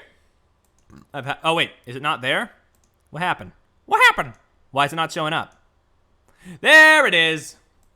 Okay. Let me pull up some tunes. Some Great Ace Attorney tunes, perhaps. Okay, I gotta make sure this doesn't, like, blow out my ears. So, let's test it. Okay, it's a little too low. It's a little too high. Okay, we are here with the Great Ace Attorney character rankings, baby. I got my ranks, SS being the highest and Jail being the lowest. Unfortunately, I couldn't find a Great Ace Attorney exclusive character list, so I'm gonna have to drag characters from the bottom all the way the fuck up. So that'll be fun. But I believe it starts around here, so we'll just work from here and work our way up. I guess first is Lady First, which, that's something of a first impression, I guess. I don't have much to say. He's got a very pleasing design, and he's very, like, he's got a very cute face, but I don't really feel much about him, so I'm gonna plop him in C. Yeah, I know there's investigation characters, but honestly, I'm gonna wait I'm probably going to make investigations my first, like, stream series of 2022. So I'll probably forget most of these faces since I'm not focusing on them right now. I thought about that for a minute, but I was like, yeah, nah, I'll forget. All right. Can we come back to Fanseeks? Actually, I feel like we need to get more done before we, like, talk about him. we need to do more before we talk about him.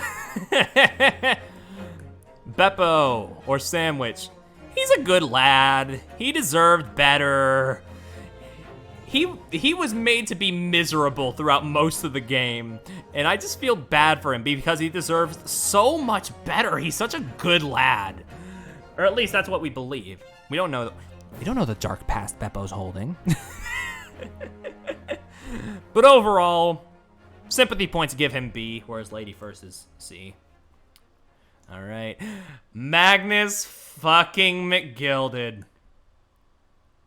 Y'all, I'm putting him in S. I know he's a bastard. He is an absolute fucking monster, but he is so well written. I love his design.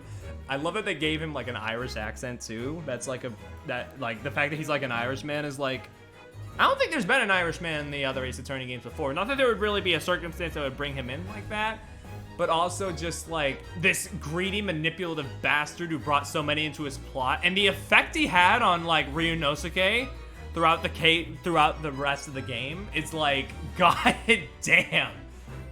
He was more of an effective villain than what was actually supposed to be the villain of Adventures. But we'll get to that. I also find it kind of weird that he was like not brought up at all during Resolve, but you know, that's fine. Again, minor nitpick. They were very much 2 games after they were split up, so you know, it's like, But man, just fucking, what a bastard. I love that fucking asshole. Villain Bolshevik. He's a character design first. Kind of a he really is just a jerk. Also, he squeezes a mouse. D tier. You're lucky I don't put you in E for mouse abuse. But he's fine though. He's all right. All right, who's next? Move him down as well. Gina! S. Double S. There we go. I love her. I think her character arc is just really well done. I really just, she's great. She makes me smile. She's very charming. I love how she sort of comes into her own in a way, and how she like learns to like sort of trust people, you know. She confides in Gregson for a while, then Gregson fucking bites the bullet, and it's like, ow. But, just good character. Also, like, the fact that they, like, took a big liberty with the Inspector Lestrade character from the actual Sherlock Holmes stories. It's just a really good, well-made, well-balanced character all around. I just love that. I love that shit. Pop Windybank. Listen, I'm sure he's a good guy, but I'm gonna be real, like, after the first time, his whole gimmick of, like, pointing the gun to his head was kind of uncomfortable, so I'm gonna put him in D. I'm sure he's a good lad, and, like, he's got a very charming face, I'll give him that, but, like, as far as Ace Attorney character gimmicks go, that one was, that sure was a choice they made. I'm sure that probably went over differently in Japan or whatever, but like, still, it's like, he really wants to die. I honestly kind of agree, because what the fuck? Yeah. It also, because he's constantly like threatening to take his own life, like, honestly, in hindsight, it kind of makes his death feel a little less impactful. I still think the 5th case is really good in Ace Attorney Adventures, but like, the inciting incident, I was more like distraught about the incrimination of Gina than the death of Windybank. Which, I mean, is fair, because I feel like, you know, that's expected, because Gina was a established character at that point. Windybank had just been introduced, it was kind of like, eh. Overall, I'm sure he's a good lad, just the gimmick kind of brings him down a few pegs. Who's next? Iris! Ah, baby! She was going to be an S. She was going to be an S, but God, the ending of Resolve. Ah, no, don't put her in jail! No! Put her in SS. She deserves it. Honestly, the ending just really just cemented, like, I knew I liked her, but just good character. I love her. She's such a good lass. When she called Sholm's dad, my heart fucking melted. God, just good lassie. Okay. Giselle / Asa.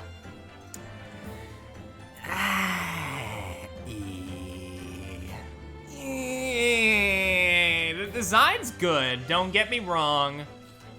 But she really doesn't have much. And the part she does have, it's like, oh, I'm the obvious first case killer and all that. And also, like, the swan on her head is a bit much. It is neat that she is one of 2 characters who died between games. I'll give her that. Alright. Who's next? Joan! This one I'm conflicted on. I didn't mean to put her in D immediately. That just happens when I unclick the click wheel. But honestly, I think D is a good place for her. She's like, you know, I mean, I get that like what she did was an accident, but she's also like abusive and also like she's also like very temperamental, which I feel is just kind of, yeah, what a character. I would put her in E or even jail, but like, she got a cute little baby face. I can't. Nah, I'll put her in high E. Considering how many characters are going to be added, I think high E will suffice.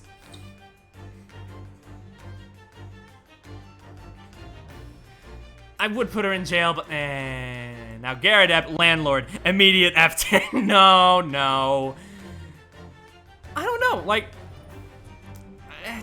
low D. Like, technically, I feel like by the end of this, in terms of their placement, these two will be right next to each other, which I feel is fitting. I can't really elaborate, but I like his moon head. His moon head is very inspired. Okay. Father Christmas! Best judge, A. Not S. Sorry, not that high. A. Just a good lad, somebody who actually, you know, respects the rules of the law, unlike some judges, and is actually not a complete, you know, dummy like some judges. He's actually kind of, you know, he's got some smarts to him, and he's, you know, he's better than most judges. I like that.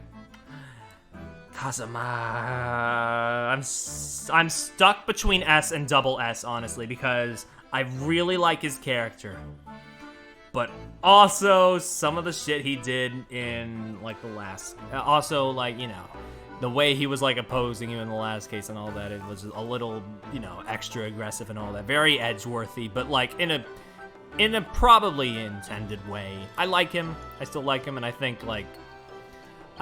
they were still able to bring everything together and all that, but he's probably one of the only main characters we're not going to see in double S, I feel. I like him a lot. He's still better than most of the characters, but it's just like, not sure. I think S will suffice. Love Cosmo, I really do, but I think S is the right tier for him. Yeah. Alright, Biff! He's just a funny little guy. Well, I can't say little. He's just a funny big guy. I'm putting him in B. B for Biff! Does that mean if Chicken's on here, I gotta put him in C? Well, no, I'd have to put him in T, but there's no T tier. C will suffice. Where's the other brother? I'm doing these as a pair. Where's the other brother? Where is he? Where is he? I only see Nash. Where's Ringo? Oh, there he is. Ringo and Nash. I have a feeling these characters are very, like, disliked. I think they're okay, though. I'm putting them in B.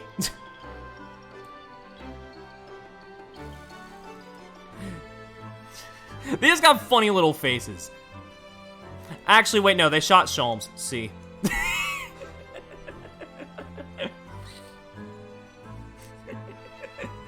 But I don't know. They're very, like, non-traditional Ace Attorney designs, and they just strike me like that. And also, like, I don't know. As far as annoying characters in Ace Attorney goes, I've seen worse.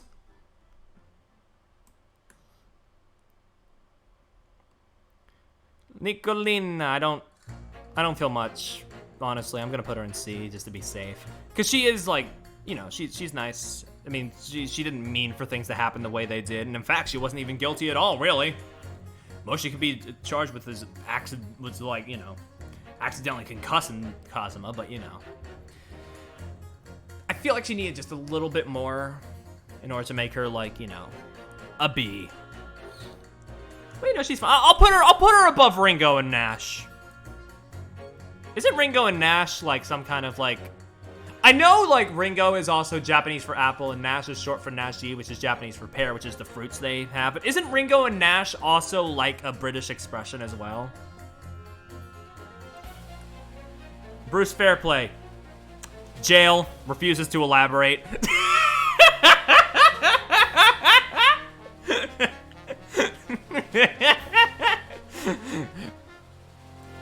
Rolly. Okay. Okay, fine. I'll put him in D. He's not bad. He's just kind of nothing. But he's also kind of a I don't know. I don't get good vibes from him. I don't get good vibes from him. I'll put him in. Yeah, I'll put him in D though. Patricia. Jail. I don't like her. I really don't like her, and I can't place why. Maybe it's because because her husband is sleep deprived, and it feels like, despite the fact that they have a love, she seems very forceful in it. She's also racist, that too, but so is 90% of the cast. If I was judging by the racist factor, everybody would be in jail. She is one of the more so ones though. But like, I don't know. I don't get good vibes from her. She definitely feels like one of those, you know, superiority people. Don't like her. Ashley. I would have put him in jail. Now I'm putting him around E. I get why people have thoughts on this character. I just, it just doesn't click for me very well. He's only in E because of his funny dances, I think. He's got style. He's got style. What can I say? But, you know. I feel like while they were trying to bring motivation to him, and I think they did okay, but it just didn't stick the landing for me, and I just, all of the way he does and all that is just kind of like, okay. All right, buddy. See ya.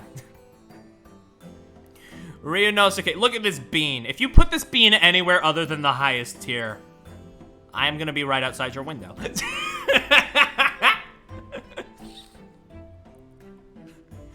I will have some stern words. Namely, why? Curio. I don't like his bean head. I don't like his bean head. E.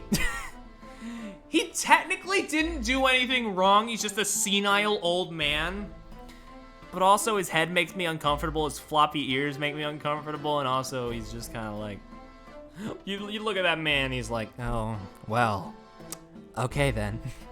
This is a character that I will forget about. Even if he looks really weird. Hosonaga. I really like him. But considering in the grand scheme of things, in the second game especially, he doesn't get much to do. I cannot in good conscience place him any higher than B. If we were rating by hotness factor, well, Irish would be in the literally a child thing, and Hosonaga would be an SS, of course.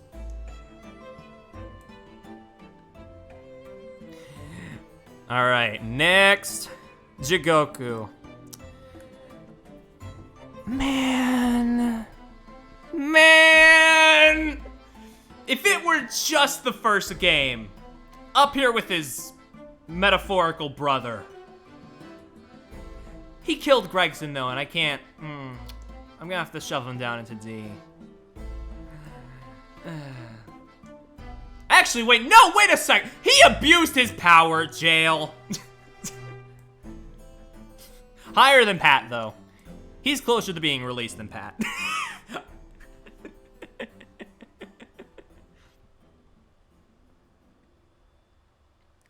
All right.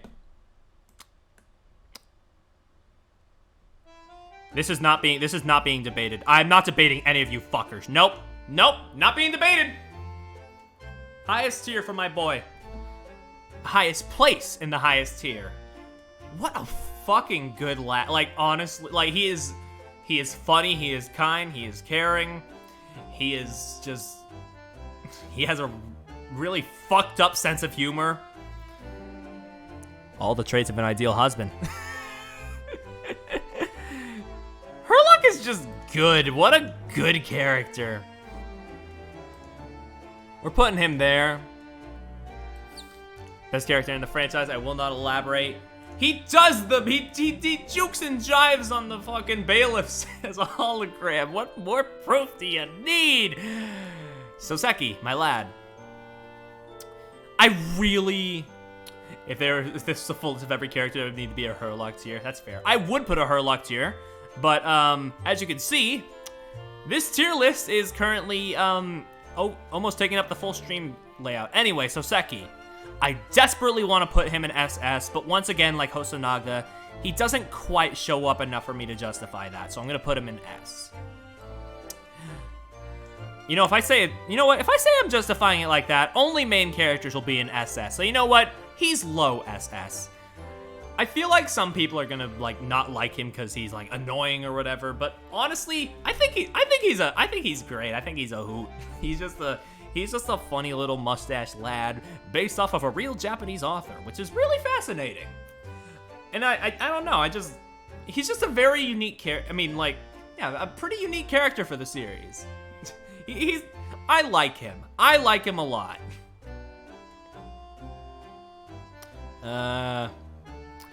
Susato, S. This is coming from a former Maya stan. Susato is the best judicial assistant in the series. I love her.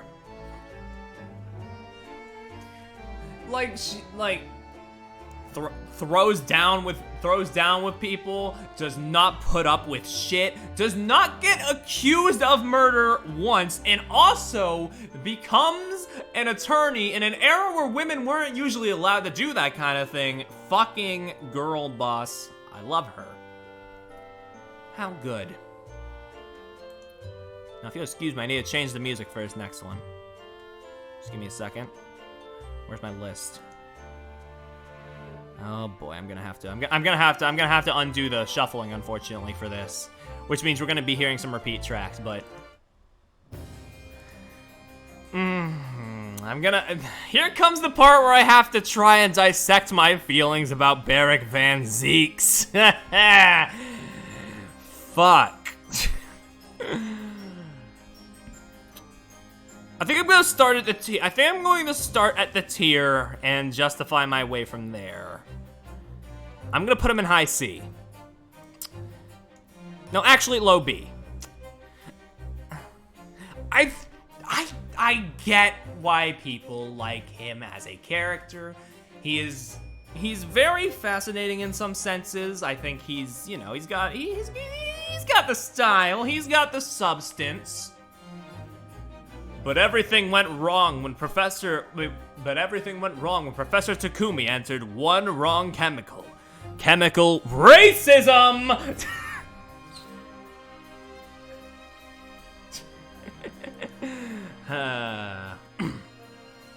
But you know,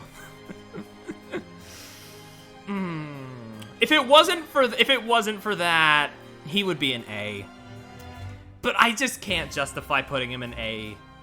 Father Christmas is the only A-tier character right now. I find that funny. The judge is the divide. I think he's good. His theme slaps ass. I like his like vampire type thing, even though he is not a vampire. But like, you know, he just got those few little hitches that like keep him from true greatness. He's better than Nayuta and a couple of other prosecutors, but you know, not my favorite. Probably smack dab in the middle if we're talking rank-wise. Anyway. Oh man, I was wanting to save that one for later. Little hitches. I mean, yeah. Yeah.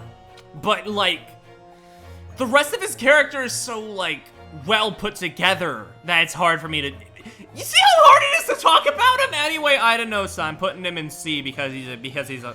No, wait, I'm putting him in low D because, baby. It's so hard to, like, talk about him. It's so hard to talk about Van Zeeks because everything you can say, everything positive you can say can be deflected with, oh, you know, he was racist. And it's just like, man, I love not having constructive conversation. Anyway, let's not get hooked up on that. Olive green. No, I'm putting you in S. You were only in one case, but damn, you really showed yourself in that one case. God, good character. I think she's great. I like how she literally tells William Shakespeare she wishes he had stayed dead. That shit's raw.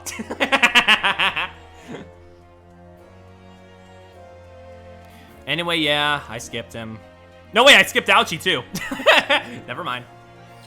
Imagine going from a stabbing victim to the girl boss. Ouchie, jail. He's racist and sexist. At least Barrick isn't racist and sexist. He's only one of those things, which makes him still awful, but not as awful as you. Yeah. Ouchie's fun. Ouchie has funny moments, though, so I kind of want to put him in E, but also he's sexist, so jail.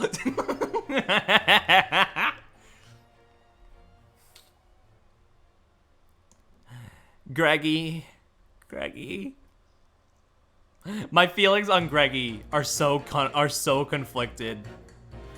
But like, I got to put him in, like, I gotta put him in one of the higher ranks.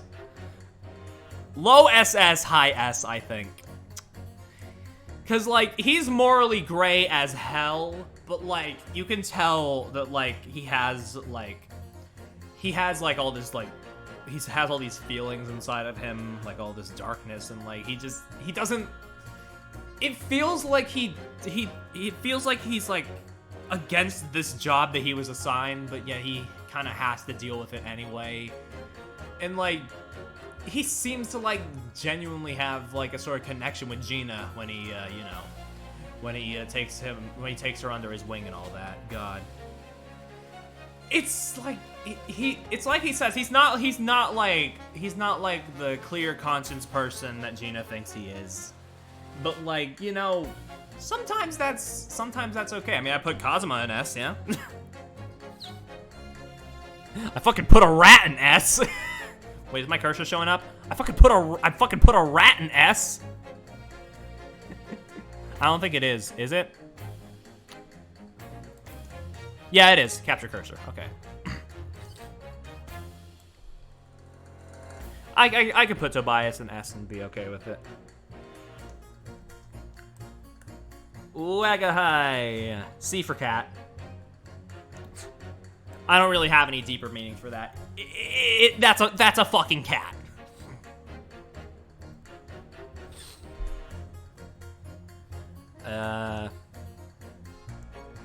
Mikatoba. Oh my god.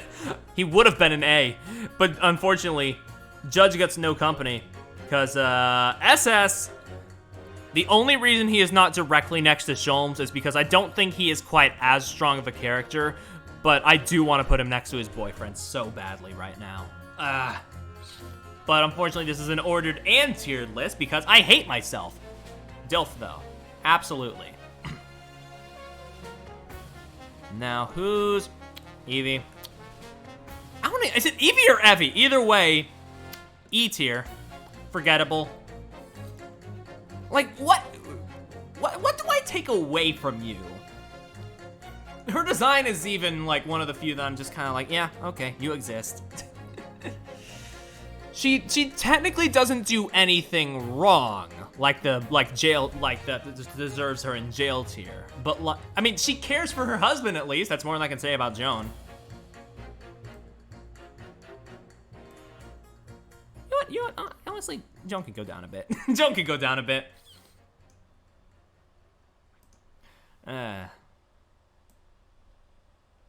Even day. Ah, okay. Oh boy, who's next? Who deserves this theme? Hairbrain. I feel like the only reason she was somewhat important is that I didn't want to make it. Yeah! It's true, but he shouldn't say it. But also her hair kind of coincides with Daly's, but then again, they could have just designed Daly after her hair, I guess, yeah. Anyway, Hairbrain. I know Ladoggle doesn't care for him that much. I'm gonna put him above Barrick, though. He's a bit obnoxious, but he's a good lad. He's a good lad at heart. He's a good lad, and like, you know, I'm glad that he was able to bring out some of the good in him. If only for a moment. It's nice. Like honestly, hot take, Hairbrain humanizes Van Zeeks more than anything that the Clint backstory did. I still think that the Clint backstory stuff is really good set dressing for the final case and all that. But like, as far as like, you know, humanizing Barrick goes, Hairbrain just does it better than Clint. Also really funny juxtaposing him with Barrick. Yeah. But I like him. He's a lad. To spells, Poke's gonna kill me if I put this anywhere lower than C. I'm gonna put her above Barrick. She's good. She is up here largely because of her design and because she is definitely a lesbian. Good shit, good shit.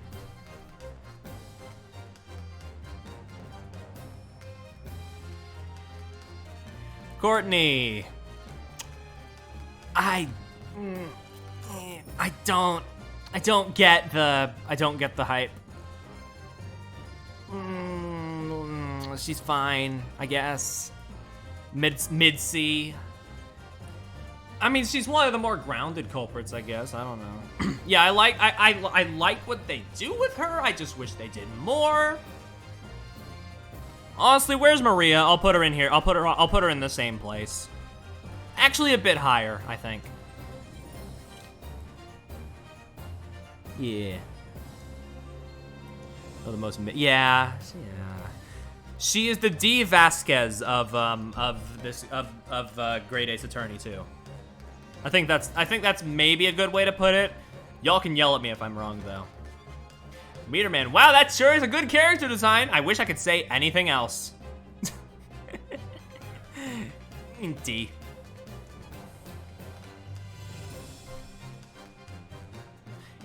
This is a latent NPC. This is 100% a latent NPC that they just brought from that they just had unused in Latent versus Right, and they dragged them in here. They also redesigned his clothes. I may be gay and biased. I may be gay and biased. I may be gay and fucking biased. He deserves it. It's what he deserves. The most gender fucking dude. Also, like, his theme. Okay, wait, yeah, maybe not above Gregson. Wait, yeah, I needed to think about that. S tier though. S tier. I love him. His music fucks. His animations are great.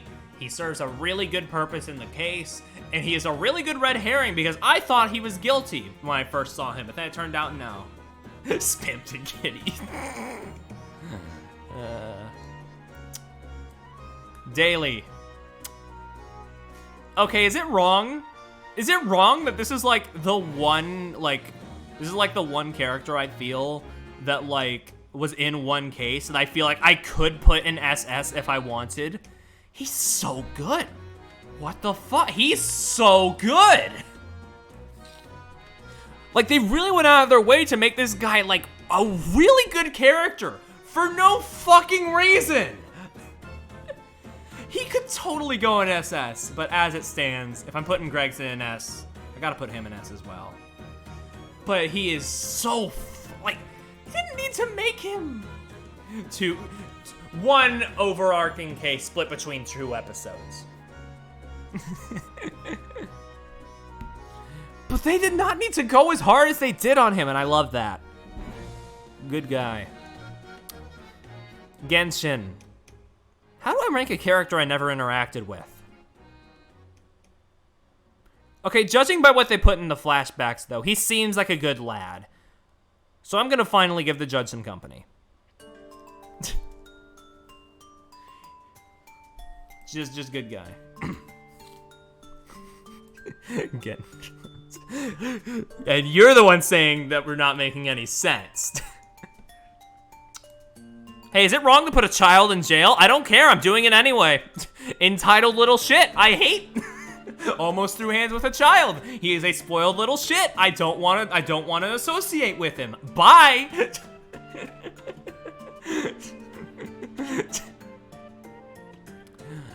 Ray. Low C, high D. I'll put Nicolina in here for a design so I can do the same for you. She's in Lesbians with Sasato, and she's also very cute, so I can put her above Nicolina.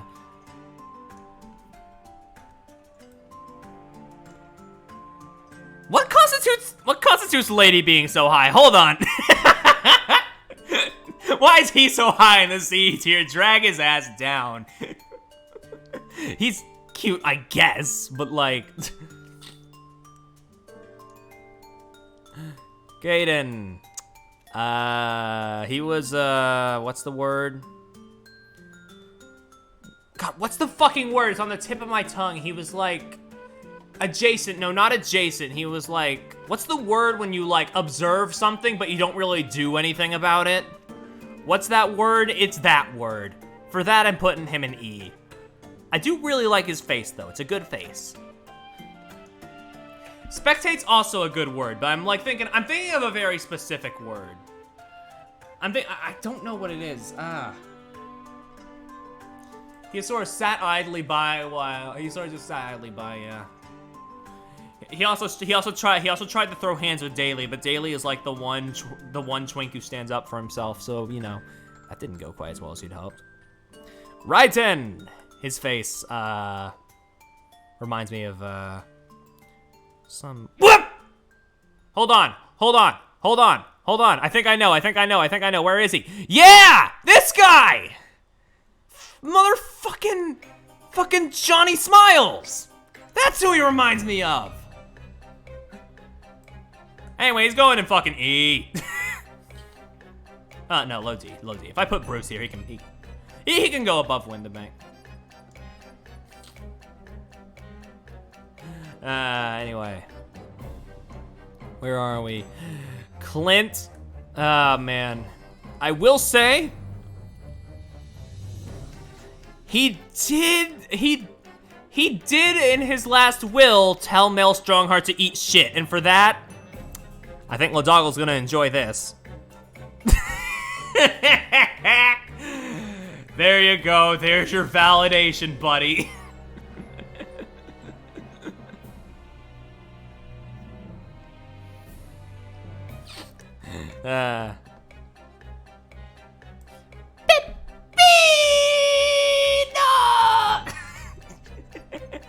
I gotta put him in high E.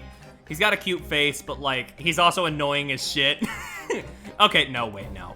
Above Ido. A high D. Honestly, he's fine. I don't really feel anything, but it's fine.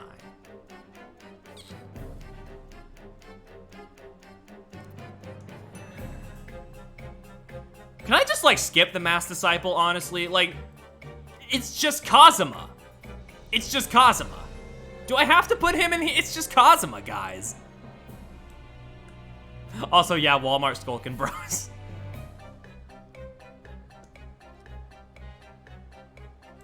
He says one line and it's a scream. As a transition point between, you know, good Kazuma and Prosecutor Kazuma, like, I guess he's cool, but, you know.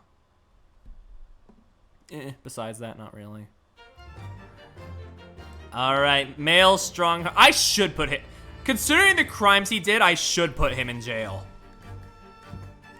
But I put McGill in an S because he's an effective villain.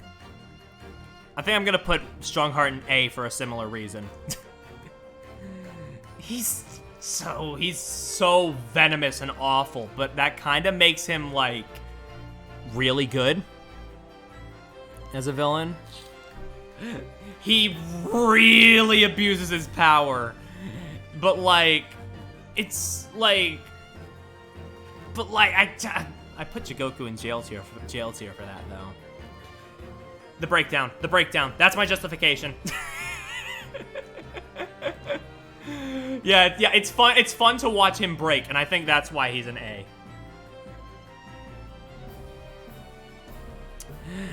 Stroganoff. Oh, hey! How funny that the song is playing right now. Anyway, where's Beef? Where's Beef? Okay, yeah, directly below him and C. Because it's just a funny visual having these two very similar characters, like, just one tier apart from each other for me. Your character design. I like her character design considerably more than the B-Man, though. So I'm gonna put her between Pop and Righton, I think. I love that dress. I kind of want to wear that dress. Balthazar! Once again, good design. Don't feel much.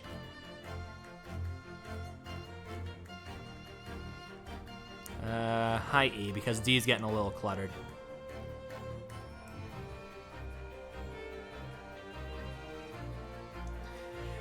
Beppo again! Okay, listen, I know what I just said about Kazuma. But Beppo and Beppo, baby. I like that they never address it, too. That's just funny.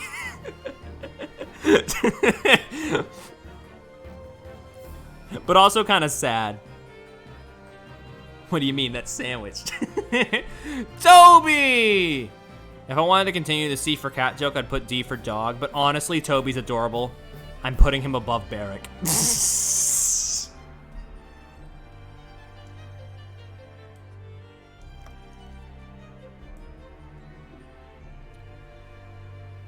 All right, next. Oh, we only got 2 more. Okay. You, Venus.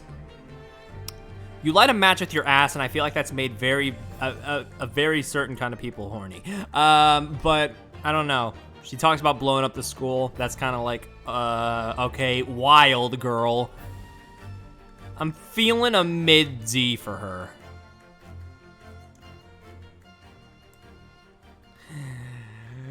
And I didn't even mean for this to be the final character, but, I'm sorry. I love this fucking asshole. He's so fucking funny. I'm not putting him above Olive. By God, no. But he's such a fun villain, God. I'm sorry. He's just, like, he strikes that balance between, like, you know, sinister and just really goofy, and I love that. Like, he much like McGilded, a really good like villain for that case. Chaotic dumbass. He's great. But is that everybody? I think that's everybody, yeah. Yep, there is nobody else. Also, several charges of attempted murder and also murder. Yeah. Yeah. Well, okay, fine. just because the A tier was getting a little soft. Anyway, yeah. That's the. Oh, come on, show me that. Okay, there we go. That's the. Okay, wait, no. This always irks me. Hold on.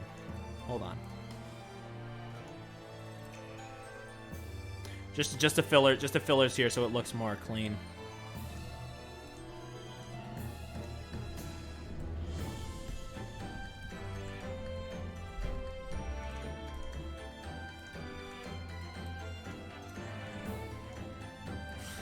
There we go. Load, you motherfucker. There we go. So yeah, good game. Good fucking game. Love the character designs, love the characters. If it wasn't obvious by how many I just put an S and SS. For now, though, I think I may end up dipping. So, yeah. That's the ranking, and that was the game. Thank you for coming, thank you for staying, thank you for watching the show, and I will see you all with wherever our paths cross next. I guess Kingdom Hearts, but also, you know, elsewhere. Why'd they have to play this at the end? I'm crying.